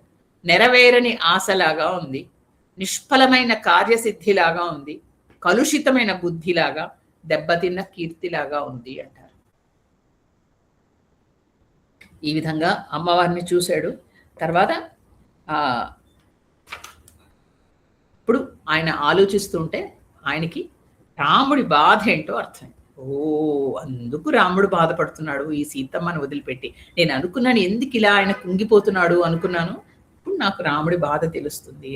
రాముడికిట ఇన్ని రకాల బాధలు. ఒకటి, ఆయన ఎవరో ఆపదలో ఉన్నా ఆదుకుంటాడు. ఎవరైనా సరే, ఏ కులం ఏ మతం అని చూడడు. ఆయన ముందర ఆపద అనేసరికి ఆయన దూకి వెళ్ళి ఆదుకుంటాడు. అలాంటిది సీతను ఆదుకోలేకపోయాడు అని ఒక బాధ రాముడికి. రెండు, ఆవిడ స్త్రీ, మొట్టమొదట ఒక మానవుడిగా, రెండు స్త్రీగా. ఒక స్త్రీ కదండి, ఆపదలో ఉన్న స్త్రీ. నిజానికి భార్య అనేది పక్కన పెట్టండి, ముందర స్త్రీ. రామ రామ అని అరిచింది, తను వెళ్ళి కాపాడలేకపోయాడు. ఆయనకి ఎంత బాధ. ఇక మూడు, తన భార్య దూరం అయితే ఎంత బాధ, ఎంత శోకం. అది ఎవరితో మాట్లాడడానికి లేదు, తనకి అత్యంత దగ్గర అయిన ఒక స్నేహితురాలు కూడా అది దూరం అయిపోయిందని బాధ. ఇక నాలుగు, ప్రియురాలు కూడా కదా. తన జీవితంలో ఏకపత్ని వ్రతుడు అత్యంత ఇష్టపడింది ఆవిడ్ని. అలాంటి ఆవిడ దూరమైంది ఆ ఎడబాటు. ఇన్ని రకాలుగా రాముడు బాధపడుతున్నాడు, నాకు ఇప్పుడు అర్థమవుతుంది రాముడి బాధ అని అనుకున్నట్టు హనుమంతుడు. అనుకుని అప్పుడు అన్నాడు, రాముడి కోసం సీతమ్మ పుట్టింది, సీతమ్మ కోసం రామయ్య పుట్టాడు. వీళ్ళిద్దరూ ఒకళ్ళ కోసం ఒకళ్ళు పుట్టారు, కానీ ఎలా బతుకున్నారబ్బా ఇద్దరు అని ఆశ్చర్యపోయాట. ఒకటే ఆయనకి తట్టింది, ఏంటంటే రాముడికి మనసులో సీతమ్మ ఉంది, సీతమ్మకి మనసులో రాముడు ఉన్నాడు, అందుకే వాళ్ళు బతుకుతున్నారు. లేకపోతే వాళ్ళు బతికే అవకాశం లేదు. ఎందుకంటే అలాంటి ప్రేమ వాళ్ళిద్దరిది అర్థమవుతుంది. కాబట్టి వాడి మనస్సులో ఉన్నాడు కాబట్టి ఆవిడ ఇంకా అలా బతుకుంది అని అనుకున్నాడు. తర్వాత వాళ్ళిద్దరి ఆవిడ రూపం అవి చూసి దూరం నుంచి అనుకుంటున్నాడు ఆయన, ఒకళ్ళకొకళ్ళు తగిన వారే రాముడు సీత. అస్యాదేవా యథారూపం అంగప్రత్యంగ సౌష్ఠవం రామస్య యథారూపం తస్యేవ మసితేక్షణ అన్నారు. అంటే ఇద్దరు రాముడికి తగ్గట్టు సీత, సీతకు తగ్గట్టు రాముడు. ఎంత అందంగా ఉన్నారు వీళ్ళిద్దరు. రాముడా మోహనాకారుడు, సీతమ్మ కూడా సుందరి. కాబట్టి వీళ్ళిద్దరు అన్ని విధాలుగా ఒకళ్ళకొకళ్ళు సరిపోతున్నారు అనుకున్నాడు. అని ఇలాంటి సీతమ్మకు దూరమే ఇంకా రాముడు ఏంటి వాలిని చంపాడు, అవి చేశాడు, ఇలాంటి పనులు ఎలా చేయగలుగుతున్నాడు ఆయన? ఆయనకి అంత ధైర్యం అంటే ఇంకా గుండె నిబ్బరం ఎలా ఉంది ఆయనకి. ఆయన ధైర్య సాహసాలను అసలు నిజంగా మనం మెచ్చుకోవాలి. అసలు రాముడు ఇంతవరకు నిజంగా జీవించుండడమే కష్టం, అలాంటిది ఇంకా ఆయన శక్తి తెచ్చుకుని వెళ్ళి ఇంకా ఇలాంటి పనులు కూడా చేయగలుగుతున్నాడు. అసలు ఇలాంటి గొప్ప సౌశీల్యవతైన స్త్రీ దొరకడమే ఆయన అదృష్టం రాముడికి అనుకుని చూస్తున్నాడు. వెంటనే కళ్ళు వెంబడి నీళ్లు కారిపోతున్నాయి. ఆంజనేయ స్వామికి పైన చెట్టు పైన ఉన్నాడు, దుఃఖంతో కళ్ళు. అంటే దుఃఖం ఏంటంటే ముందర చూడగానే ఆనంద బాష్పాలు వచ్చాయి, ఇప్పుడు ఆవిడ స్థితి చూసి దుఃఖిస్తున్నాడు. అయ్యో సీతమ్మ తల్లి ఇంత కష్టాలు పడుతుంది, ఇక్కడ చుట్టూ రాక్షసులు వీళ్ళందరూ అని అనుకుని అప్పుడు ఇంకా అనుకుంటున్నాడు, సీతారాములు ఇద్దరు ఒకేలాంటి స్వభావం వాళ్ళు కనపడుతున్నారు నాకు. వాళ్ళ ప్రవర్తన, వాళ్ళ వయస్సు, ఇద్దరు ఒకే గొప్ప గొప్ప వంశాల నుంచి వచ్చారు వీళ్ళిద్దరు. వీళ్ళ సాముద్రిక లక్షణాలు కూడా చక్కగా కలిసిపోతున్నాయి. అంటే చూడండి, మనం ఏదో టాలీ చేస్తాం కదా పెళ్ళప్పుడు, ఇన్ని లక్షణాలు టాలీ, వాళ్ళకి ప్రతిదీ కలిసిపోయింది. మనం సీతారాముల వివాహం అప్పుడు చెప్పుకున్నాం, ప్రతి లక్షణం ఇద్దరికి కలిసి, అంతలా ఎవరికి కలవదు. అలాంటి సీతారాములు ఒకళ్ళ కోసం ఒకళ్ళు పుట్టారు, ఒకళ్ళకొకళ్ళు తగిన వారు. తుల్యశీల వయోవృత్తాం తులాభిజన లక్షణం రాఘవోర్హతి వైదేహిం తం చేయమసితేక్షణ అంటారు. అంటే ఇద్దరు ఒకళ్ళకొకళ్ళకి సరిపడా ఉన్నారు, అంటే మేడ్ ఫర్ ఈచ్ అదర్, అలా ఉన్నారు ఇద్దరు. కరెక్ట్గా మేడ్ ఫర్ ఈచ్ అదర్ అంటే మేడ్ ఫర్ ఈచ్ అదర్ అలా ఉన్నారు అనేసి అని అప్పుడు అనుకున్నాడు, ఈ సీతమ్మ తల్లి వల్లే కదా అసలు ఆవిడ అపహరించబడి వెళ్ళిపోయిన తర్వాత రాముడు బాధపడుతూ ఇక్కడికి రావడం వల్ల ఇక్కడ వాలి సంహరించబడ్డాడు. అప్పుడే కదా సుగ్రీవుడు రాజయ్యాడు. అప్పుడు అందుకని కదా నేను ఇక్కడికి వచ్చాను, నాకు అమ్మవారి దర్శనమైంది. కాబట్టి అసలు రాముడు నిజంగా మనస్సులో సంకల్పిస్తే ఈ ముల్లోకాలని ఆయన తల్లకిందులు చేయలేడా? ఒకవేళ ఆయనకి ముల్లోకాలు కావాలా సీతమ్మ కావాలా అని అడిగితే సీతమ్మే కావాలి. ఎందుకంటే ముల్లోకాలు కూడా సీతమ్మ కాలి ధూళితో సరిపోవు. ఎందుకంటే ఆవిడలో ఉన్న సౌశీల్యం, మీరు ఆవిడ గురించి విన్నాను కానీ ఎదురుకుండా కనిపిస్తుంటే ఆవిడ గొప్పతనం తెలుస్తుంది. కాబట్టి అలాంటి ధార్మికుడైన మిథిలాపతి కూతురు, తర్వాత పరాక్రమశాలి అయిన దశరథుని కోడలు, ధర్మమూర్తి అయిన రామచంద్రుని ఇల్లాలు ఈవిడ ఇన్ని కష్టాలు భరించి ఇప్పుడు ఇక్కడికి వచ్చి ఇంకా కష్టం పడుతోంది. కాబట్టి రాముణ్ణి చేరాలి అనే ఒక్క కోరికతో ఆవిడ ప్రాణాల్ని బిగబట్టుకుని ఏవి ఆవిడ వినట్లేదు, చూడట్లేదు, కేవలం రామనామ స్మరణే చేస్తోంది. నేను ఈ సీతమ్మ తల్లిని ఒక్కసారి కలిసి మాట్లాడాలి అని నిశ్చయం చేసుకుని ఇంకా అక్కడి నుంచి ఆ చెట్ల గుబుర్లలోంచి అమ్మవారిని చూస్తూ ఆవిడికి నమస్కరిస్తున్నాడు హనుమంతుడు. ఇది సిద్ధి సర్గ అంటారు. హనుమంతుడు ఈ శ్లోకాలు చెప్పి ప్రార్థన చేసి వచ్చి అమ్మవారిని దర్శనం చేసుకోవడం మన అదృష్టం. ఏంటంటే ఈ సర్గ చెప్పుకోవడమే గొప్ప అదృష్టం అండి. నిజానికి చాలా మందికి నేను విన్నాను, చాలా చోట్ల చదివాను కూడా. ఈ సర్గ చెబుతూ ఉంటే కూడా విఘ్నాలు వస్తాయి, చెప్పడానికి కూడా కష్టం. అంటే మనకి సీతారాములు గారి అనుగ్రహం గనక లేకపోతే జరగదు. ఈరోజు నేను ఎన్నిసార్లు ప్రార్థించానో రాముడిని, ఎలాంటి విఘ్నాలు లేకుండా నాకు ఈ సిద్ధి సర్గ అమ్మవారి దర్శనం నేను చేయాలి, మీ అందరం కలిసి చేసుకోవాలి అని ప్రార్థించాను. ఆయన నా మాట విన్నాడు. మనందరికీ చక్కగా ఈరోజు సీతమ్మ తల్లి దర్శనం అయింది మరొకసారి. కాబట్టి హనుమంతుడి కళ్ళతో చూద్దాం మనం చక్కగా. ఈరోజు చూసాం మనం సీతమ్మ తల్లిని.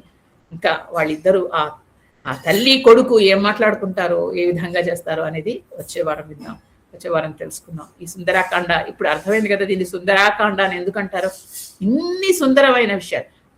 మనం సుందరి వనం అన్నాం కదా, సుందరి వనం అని చదువుకున్నాం, సుందరం సుందరం అని. వనం కూడా ఎంత సుందరంగా ఉందో చూసాము. అలాంటి సుందర వనంలో సుందరి కూర్చుని ఉంటే ఇక్కడ సుందరుడు వచ్చాడు. హనుమంతుడు ఒక కొడుకుగా వెళ్ళి తల్లిని కలవబోతున్నాడు. కలవబోయిన తర్వాత ఒక భక్తుడిగా వెళతాడు, అమ్మవారి పాదాలు పట్టుకుంటాడు, వాళ్ళిద్దరిని కలిపే ప్రయత్నం చేస్తాడు. కాబట్టి ఇన్ని మనం దాటుకుని ఇన్ని సౌందర్యాలను చూస్తూ అనుభవిస్తూ అమ్మవారి పాద పద్మాలను చూసి మనకి ఈరోజు దేవి సాక్షాత్కారం కలిగింది. దేవి అంటే అది ఏ దేవి అయినా దేవే కదండి. అందరు దేవి మహత్యం, దేవి లక్షణాలు ఉన్న సీతమ్మ తల్లిని చూసాం. కాబట్టి ఆ శక్తి స్వరూపిణి దర్శనం అయింది మనకి. ఆ శక్తితో వచ్చే వారం వరకు మనం చూసి ఇంకా ఆ తర్వాత ఆషాఢ మాసం మనకి ఇదంతా గురుకి ప్రాధాన్యం ఉన్న మాసం. కాబట్టి ఈ గురువుగా హనుమంతుడు మనకి ఈ విధంగా తీసుకెళ్ళి అందరి దర్శనాలు చేస్తున్నాడు. కాబట్టి మనం ఒక విధంగా ధన్యులమే చెప్పుకోవాలి. ధన్యులం కాబట్టే ఇలా చేసుకోగలుగుతున్నాం అనిపిస్తుంది నాకు. ఇంకా ఎక్కువ చెప్పలేను కూడా పోతున్నాను నేను. ఎత్ర ఎత్ర రఘునాథ కీర్తనం తత్ర తత్ర కృతమస్తకాంజలిం బాష్పవారి పరిపూర్ణలోచనం మారుతీం నమత రాక్షసాంతకం.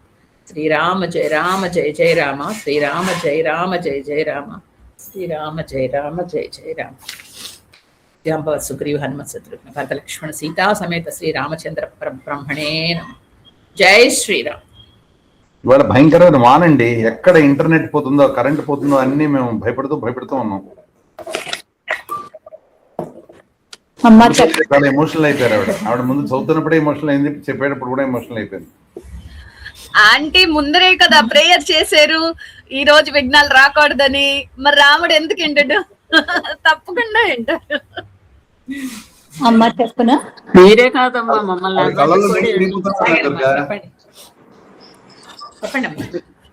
మీ కథ వింటూ మేము కూడా చేస్తామమ్మా. ఈ సిద్ధి సర్గలో శ్లోకాలన్నీ మంత్రాలే. ఇవి పఠిస్తే హనుమంతుని అనుగ్రహం లభిస్తుంది. హనుమంతుడు లంకిని పొగరాణిచి ప్రాకారం అంతా తిరిగి అన్ని గమనిస్తూ సీతమ్మ వారి కోసం వెతికితే అమ్మవారి జాడ తెలియలేదు. ఏం చేయాలి అని ఆలోచిస్తూ నేను అనుకున్నది సాధిస్తాను అని మళ్ళీ ధైర్యం తెచ్చుకున్న సమయంలో అప్పటి వరకు కనిపించిన అశోకవనం శ్రీరామ ఆశీర్వచనం వల్ల కనిపించింది. ఇక్కడ వెతుకుతానే అని నిశ్చయించుకుని దేవతలందరికీ ప్రార్థన చేశాడు. సముద్రం దాటినప్పుడు కూడా అందరికీ ప్రార్థించాడు, కానీ అప్పుడు సీతమ్మ వారికి చేయలేదు. ఇప్పుడు చేశాడు. అమ్మా నువ్వే నాకు కనిపించాలని ప్రార్థించాడు. 33,000 కోట్ల దేవతలను ప్రార్థించాడు. అష్ట వసువులకు, ఏకాదశ రుద్రులకు, ద్వాదశ ఆదిత్యులకు, అశ్విని దేవతలకు, నేను రాక్షసులకు వినాశనం కలిగించడానికి వచ్చాను, నన్ను ఆశీర్వదించండి అని నమస్కరించాడు. అష్టవసువులు అంటే 8 మంది వసువులు, ఇంద్రుడికి సహాయపడే దేవతలు. వీరు అష్టసిద్ధులు ఇస్తారు. ఏకాదశ రుద్రులు అంటే 11 మంది రుద్రులు సృష్టి స్థితి లయంతో సహాయపడతారు. ద్వాదశ ఆదిత్యులు అంటే 12 మంది, ఒక్కొక్క నెలలో ఒక్కొక్క పేరుతో పిలువబడతారు. అశ్విని దేవతలు అంటే 2, వీరు దేవద్వైద్యులు. వీరిని తదాస్తు దేవతలను కూడా అంటారు. వీరంతా ఒక్కొక్కళ్ళు ఒక్కో పని చేస్తారు. ఈ 13 మందికి నమస్కరించాక తన ఇష్టదైవమైన శ్రీరామచంద్రుడికి నమస్కరించాడు. లక్ష్మణ సమేతుడైన రాముడికి నమస్కరించాడు. జనకుడి కూతురైన జగన్మాతవైన అమ్మ నువ్వు నాకు దర్శనమీ తల్లి అని ప్రార్థించాడు. రుద్రుడికి, ఇంద్రుడికి, యముడికి, వాయుదేవుడికి నమస్కరించాడు. సూర్యచంద్రులకి, మరుద్గణాలకి నమస్కరించాడు. తర్వాత తన రాజైన సుగ్రీవుడికి నమస్కరించాడు. సర్వ దేవతలు, సర్వ ఋషులు నాకు సిద్ధిని ప్రసాదించుగాక. బ్రహ్మ, ఇతర దేవతలు, అగ్ని, వాయుదేవుడు, వజ్రాయుధాన్ని ధరించిన ఇంద్రుడు నాకు కార్యసిద్ధి కలుగుచేయగాక అని నమస్కరించాడు. ఇవన్నీ కూడా కార్యసిద్ధి శ్లోకాలు. వరుణపాసాన్ని ధరించి ఉన్న వరుణుడిని, మళ్ళీ ఇంకొకసారి అందరి దేవతల్ని, శివుడిని నాకు కార్యసిద్ధి కలుగుచేయగాక అని ప్రార్థించాడు. సమస్త భూతములకి, ప్రపంచంలోని ప్రాణికోటికి అంతటికి, వాటిని రక్షిస్తున్న అధిపతికి అంటే శ్రీ మహావిష్ణువుకి కార్యసిద్ధి కలుగజేయమని నమస్కరించాడు. మనకి ఎంతసేపు మన కోరికలకే భగవంతుడిని ప్రార్థిస్తాం, నువ్వే కావాలి అని మాత్రం ప్రార్థించాం. ఎప్పుడూ చూడని జగన్మాతని ఇక్కడ దర్శనం ఉంటున్నాడు హనుమంతుడు. సీతమ్మ వారి ఎలా ఉంటుందో హనుమంతుడికి తెలియదు. జగన్నాథుని చూశాడు కాబట్టి ఆయన్ని బట్టి జగన్మాత ఎలా ఉంటుందో ఆయన ఊహించుకుంటున్నాడు. అప్పుడు ఇలా చెప్పాడు. చంద్రుడి వదనం లాంటి మోముతో, చక్కటి నాసికతో జగన్మాత నవ్వుతూ తన వైపు చూస్తున్నట్టు ఊహించుకుంటున్నాడు. అశోక వాటికి బయలుదేరాడు. అశోక వాటిక ప్రాకారంలోకి దూకాడు. అత్యద్భుతంగా ఉంది. ఆ వాటికలో మద్ది చెట్లు, అనేక అశోక చెట్లు, మామిడి చెట్లు, సంపెంగి, పొన్న చెట్లు, పువ్వులతో, పక్షులతో ఉన్నాయి. అనేక జంతువులు ఉన్నాయి. ఆయన దూకగానే చెట్ల మీద పక్షులు ఒక్కసారి లేచాయి. వాటి తాకిడికి పువ్వులన్నీ హనుమంతుడి మీద గుట్టలా పడి ఆయన అద్భుతంగా కనిపిస్తున్నాడు. అన్ని ఆనందంగా ఆయన ఆహ్వానిస్తున్నట్టుగా ఉంది. ఆయన నడుస్తుంటే పక్షులు అనుకున్నాయి వసంతుడే వస్తున్నట్టుంది అని. ఆయన చెట్ల మించి దూకుతుంటే పువ్వులు రాలి నేలంతా అద్భుతంగా ఉంది. వెండితోని, బంగారంతోనూ చేసిన అరుగులు, మధ్య మధ్యలో దిగుడు బావులు తీయటి నీళ్లతో ఉన్నాయి. అన్ని చోట్ల కలువలు, కమలాలు, హంసలతో చిన్న చిన్న సరస్సులు ఉన్నాయి. ఒక పర్వతం పైనుంచి జలపాతం పడి ప్రవహిస్తుంటే చెట్లు వంగి అద్భుతంగా కనిపిస్తుంది. అక్కడ ఒక విచిత్రమైన సరస్సు ఉంది. అక్కడక్కడ చిన్న చిన్న ఇళ్ళు ఉన్నాయి. ఇవన్నీ చూస్తూ వెళ్తుంటే ఆయన్ని సింసుప వృక్షం ఆకర్షించింది. దానికి బంగారు చిరుగంటలు గాలికి ఊగుతూ కనిపించాయి. మెల్లిగా వెళ్ళి తాను కనపడకుండా ఆ చెట్టు ఆకులపై మధ్య పై భాగంలో కూర్చున్నాడు. సీతమ్మ భగవంతుడి దయ వల్ల ఇక్కడికి వస్తుంది, నాకు దర్శనం అవుతుంది అని అనిపిస్తుంది ఆయనకి. దూరంగా పూల చెట్లు కనిపిస్తున్నాయి. మంచి వాసన గుబాళిస్తుంది. ఆయన ఎన్ని కనిపించినా ఏమీ తినలేదు. అంతా గమనిస్తున్నాడు. ఇంత గొప్ప వనాన్ని ఎప్పుడూ చూడలేదనుకున్నాడు.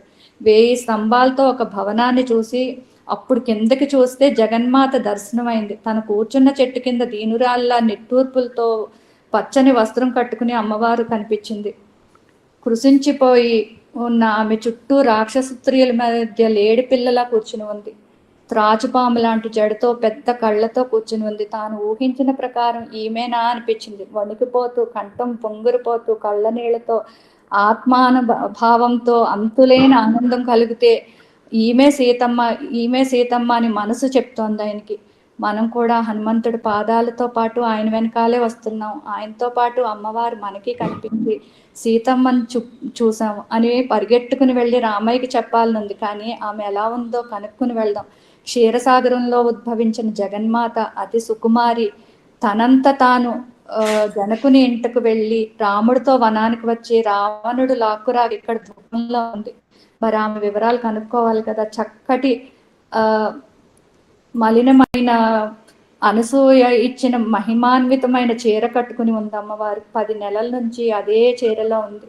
చుట్టూ ఉన్న రాక్షసులు రోజు సీతకు రావణుడి గురించి గొప్పలు చెవులు రొదపెట్టేలా చెప్తున్నారు. ఆవిడ మనసు మార్చడానికి వికృతాకారంలో ఉన్న వాళ్ళు నరమాంసం తింటూ వికృతంగా మాట్లాడుతున్న ఆవిడ రామజపం చేస్తోంది. లంకలో రావణుడు ఇచ్చిన ఆహారం ముట్టుకోవటం లేదు. ఇంద్రుడు పంపిన అమృతాహారాన్ని రాముడికి అర్పించి తాను బ్రతకటానికి ఎంత అవసరమో అంతే సేవిస్తోంది. రావణుడికి ఆవిడ సృష్టిస్తున్నా ఏ మాత్రం చింత లేదు. ఆవిడ రాముడు సాన్నిధ్యం కోసం ఏడుస్తోంది. భర్త పక్కన లేని వల్ల అలంకరించుకోలేదు. జగన్మాత ఏడవటం ఏమిటి అని అనుకుంటే ఆవిడ కళ్ళు ఎర్ర చేస్తే రావణుడిని హతమార్చగలదు. కానీ ఆవిడ రాముడి కోసం ఎదురు చూస్తోంది. ఆయన చేతిలో రావణుడి హతం చూడటానికి భయంగా అటు ఇటు చూస్తుంది. ఒక మానవ స్త్రీగా అలా చూస్తోంది ఆవిడ. కంగారు పడకుండా అన్ని హనుమ గమనిస్తున్నాడు. కిందకు మెల్లిగా దిగుతూ ఆవిడ కట్టుకున్న పసుపచ్చ చీరని నగలు చుట్టిన చీర కొంగుగా గుర్తించాడు. మిగిలిన నగలను చెట్ల కొమ్మలకి తగిలించేసి ఉన్నాయి. అవి నల్లగా అయిపోయి ఉండటం చూశాడు. ఒక్క క్షణం ఋష్యముఖ పర్వతం నుంచి దూరంగా చూచాయిగా చూసిన అమ్మ ఈమెనా అనుకుంటూ నిండు చందమామ లాంటి మోముతో ప్రశాంతంగా ఉన్న ఈమె మా అమ్మే అని గ్రహించాడు. అమ్మ నేల మీద కూర్చుని కాంతి తగ్గి కనురెప్పలు నల్లగా ఉన్న తడిచి ఉన్నాయి. క్షీణించిన సంపదలా ఉంది. సన్నగిల్లిన శ్రద్ధలా ఉంది. నెరవేరని ఆశలాగా ఉంది. అమ్మవారు అని ఆలోచిస్తుంటే రాముడి బాధంతా గుర్తు వచ్చింది హనుమకి. రాముడి కోసం సీతమ్మ, సీతమ్మ కోసం రాముడు పుట్టారు. ఒకరి మనసులో ఒకరు ఉన్నారు కాబట్టి బతికి ఉన్నారని కూడా గ్రహించాడు. రాముడికి తగ్గట్టు సీతమ్మ, సీతమ్మకి తగ్గట్టు రాముడు ఉన్నారు. ఇలాంటి సౌశీల్యవతి అయిన స్త్రీ దొరకటం రామయ్య అదృష్టమని కళ్ళనీళ్ల పర్యంతం అయిపోతున్నాడు మన హనుమ.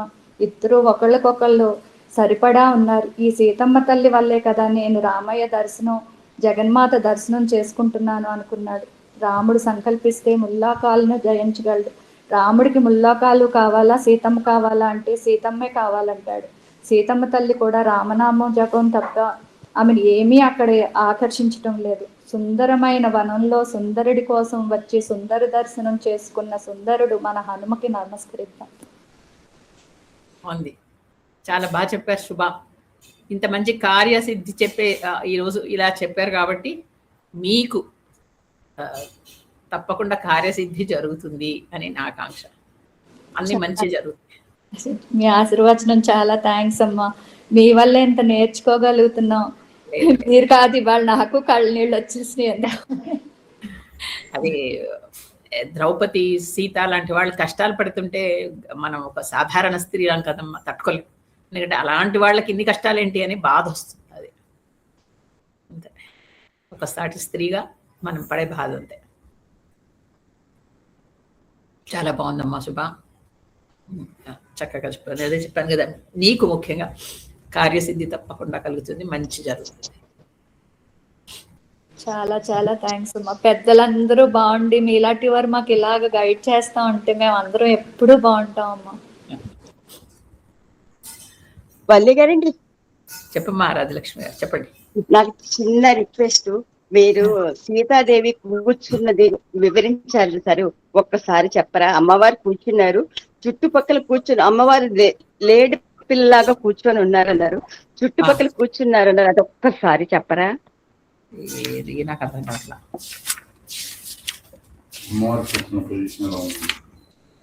అది సందేహాలున్న ధర్మశాస్త్రం లాగా కాదు కాదు, అమ్మవారిని హనుమంతుడు ఫస్ట్ టైం చూసినప్పుడు ఆవిడ ఎలా బెదిరిపోయి లేడి పిల్లలాగా కూర్చుందన్నారు, చుట్టుపక్కల ఎవరున్నారు, అది కూడా ఉపమానంగా చెప్పారు ఒకటి. మీరు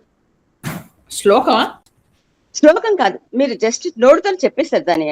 అమ్మవారు ఇలా కూర్చున్నారు, ఎలా కూర్చున్నారు, లేడి పిల్లలాగా చుట్టుపక్కల వాళ్ళని ఎలా, అది మా అమ్మవారి జడ ఇవన్నీ మీరు వర్ణించే ముందు చెప్పారు. అమ్మవారి జడ తాజ్పాంలా ఉంది. చెట్టు కింద ఒక స్త్రీని హనుమంతుడు చూశాడు, చుట్టూ రాక్షస స్త్రీలు ఉన్నారు, ఆవిడ దీనురాల్లాగా నిట్టూర్పులు విడుస్తుంది, పచ్చని పట్టు వస్త్రం, మలినమైన వస్త్రం ధరించి ఉన్నది, తల వంచుకొని కూర్చున్నది, అంగారకుడితో పీడించబడుతున్న రోహిణీదేవిలాగా ఉంది. కన్నీరు కారుస్తోంది, దీనావస్థలో ఉంది, ఆహారం మానివేయడం వల్ల కృషించి ఉంది. తర్వాత ఆవిడ ఆత్మీయులందరికీ దూరం అయిపోయి రాక్షస స్త్రీలతో చుట్టబడి ఉంది, వేట కుక్కల మధ్య ఉన్న అది లేడీల. అది నేను వేట కుక్కలు అనేది అది ఫస్ట్ అప్పుడు చెప్పినప్పుడు గుర్తు పెట్టుకున్న తర్వాత నేను మర్చిపోయాను అనమాట. మీరు ఆ ఉపమానం ఏదో చెప్పారు, సీత అలా కూర్చున్నారు లేడి పిల్ల, వేట కుక్కల మధ్యలో బెదురుతూ కూర్చున్నట్టుగా కూర్చున్నారు అని చెప్పారు అనమాట. అది నేను మిస్ అయ్యాను అనమాట. చాలా బాగా చెప్పారు. లేడీ పిల్లలాగా ఉంది, అదే ఆవిడ బెదురుతూ కూర్చున్నారు అని చెప్పారు. అది చాలా బాగుంది, చాలా బాగా నచ్చింది. చాలా చాలా థ్యాంక్స్ అండి. చాలా ఓకే.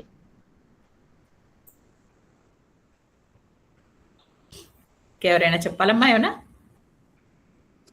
ఏమైనా సందేహాలు ఉన్నాయా? ఇక్కడ ఇంద్రియాలను నిగ్రహించుకోవడంలోని అభ్యాసము తర్వాత వైరాగ్యం గురించి చాలా బాగా చెప్పారు. అభ్యాసం అంటే రాయడం, చదవడం, మనం అలా నిత్యం సత్సంగంలో ఉండటం. తర్వాత వైరాగ్యం అంటే లోకోపకారం చేస్తూ అందులో సంతోషాన్ని పొందుతూ మనం కూడా వైరాగ్యం చెందుతూ ఉంటాం. మన ధర్మాలను మనం నిర్వర్తిస్తూ లోకోపకారం చేస్తూ అందులోని ఆనందాన్ని, ఆత్మానందాన్ని అనుభవించడం. ఇది చాలా బాగుందమ్మా. అది సిద్ధి సర్గ గురించి కూడా చాలా బాగుంది. ఈ రోజు ఎంతో బాగా చెప్పారు మీరు. ఈ తర్వాత ఈ 33 కోట్ల దేవతల గురించి కూడా మాకు తెలియదు. ఈ 33 కోట్ల దేవతలు అంటే అసలు ఏంటనేది ఎప్పుడు అనుకునే వాళ్ళ ఎవరని తెలియదు. ఈ అష్టవసువులు, ఈ తర్వాత ఏకాదశ రుద్రులు, ద్వాదశ ఆదిత్యులు, 33 వస్తుంది. 33 రాసుకున్నాను, టోటల్ గా రాశాను. అది చాలా బాగుంది. ఇంకా ఈ అమ్మవారి రూపవర్ణన అయితే ఇంకా ఇంతవరకు లలితాదేవి అమ్మవారి రూపవర్ణనం చేస్తున్నాం. ఇక ఈ శ్లోకం కూడా తప్పకుండా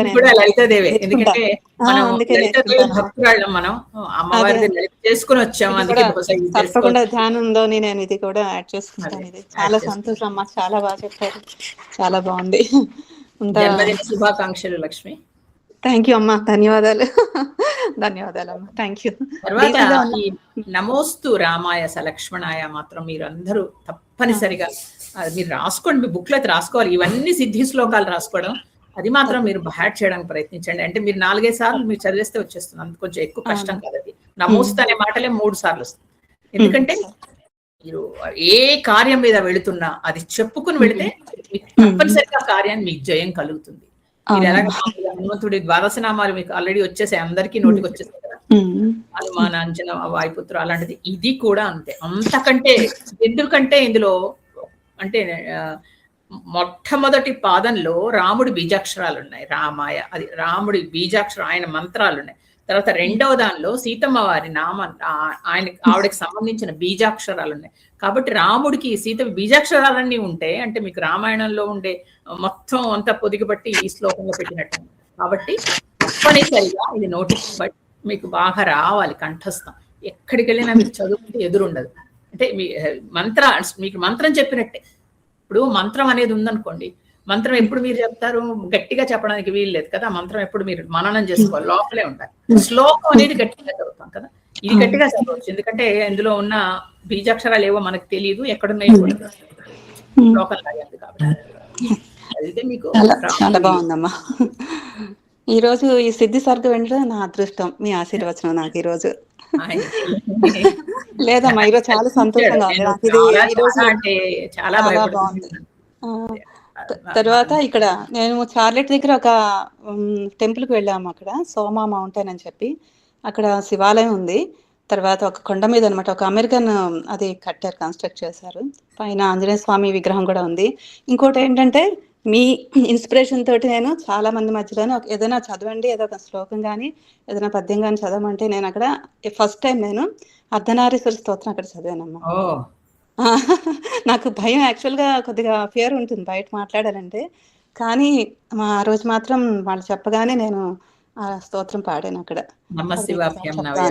అర్ధనారీశ్వర స్తోత్రం, చాంపయ్య గౌరార్థ శరీరకాయ, కర్పూర గౌరార్థ శరీరకాయ, అది స్తోత్రం పాటించాను అక్కడ. ఇంకోసారి చెప్పాలనేది. థ్యాంక్ యూ అమ్మా, థ్యాంక్ యూ సో మచ్, ధన్యవాదాలు అమ్మా. ఈరోజు శత్రువు బయట ఉంటాడు అనుకుంటాం, కానీ మనలోనే శత్రువు ఉన్నాడు అని ఇంద్రియాల గురించి చెప్పారు కదమ్మా. నిజమే, బయట శత్రువుని మనం ఎప్పుడు కావస్తే అప్పుడు అవాయిడ్ చేయొచ్చమ్మా. కరెక్ట్. కానీ మన లోపల ఉన్నది మనం పంపితే కానీ అది వెళ్ళదు. అది ఎలాగ సాధించాలి అన్నది ఇవాళ మొత్తం అంతా దాని గురించి చెప్పారు. చాలా చాలా చాలా బాగుందమ్మా అసలు. భగవద్గీత అదేనమ్మా యాక్చువల్గా. అందులో మనం కనుక బాగా అర్థం చేసుకుని మనం ప్రాక్టీస్ చేస్తే లైఫ్ మనం చేంజ్ అయిపోతుంది. మనకే ఆశ్చర్యం వేస్తుంది, మనం నిజంగా అదేనా పాత వాళ్ళమేనా అని గీత చదవ అర్థం చేసుకోగానే మారిపోతుంది. మీరు కరెక్ట్ పాయింట్స్ అన్ని పట్టుకుంటున్నారు చక్కగా. చాలా హ్యాపీగా ఉంది. ఎందుకంటే గీత నేర్చుకునేది చదువుకునేది అందుకు. శ్లోకం చదవడం కరెక్టే. మొన్ననే శ్లోకం మనం ఏదైనా చదివితే మనకి పాస్ అవుతుంటాం మనం. అంటే ఇప్పుడు ఏదైనా మనం పని చేయాలనుకోండి, మనకి పని జరగాలి, శ్లోకాలు చదువుకుంటాం. ఇది చదివితే అయిపోతుంది, హనుమాన్ చాలీసా చదివితే, లేదా లలిత సహస్రం చదివితే అవుతుంది. అప్పుట మనం పాస్ అవుతాం. జస్ట్ 35 మార్క్స్ వస్తాయి మనకు, అంతే. అది అర్థం చేసుకుని చదివామనుకోండి మనం దాన్ని, దాని వెనక అర్థం ఏంటి అని అర్థం తెలుసుకుని చదివితే అప్పుడు మనకి డిస్టింక్షన్ వస్తుంది. 80% వస్తుంది. మరి 100% ఎప్పుడు వస్తుంది అంటే మనం అనుభవిస్తే. అది అనుభవించాలి. అంటే అది జస్ట్ చదవడం అర్థం చేసుకోవడం కాకుండా లోపలికి వెళ్ళి బాగా దాన్ని మననం చేసుకుంటూ అనుభవించాం అనుకోండి, 100% మీకు లలిత చదివినందుకు 100% మీకు దానికి పుణ్యం వస్తుంది.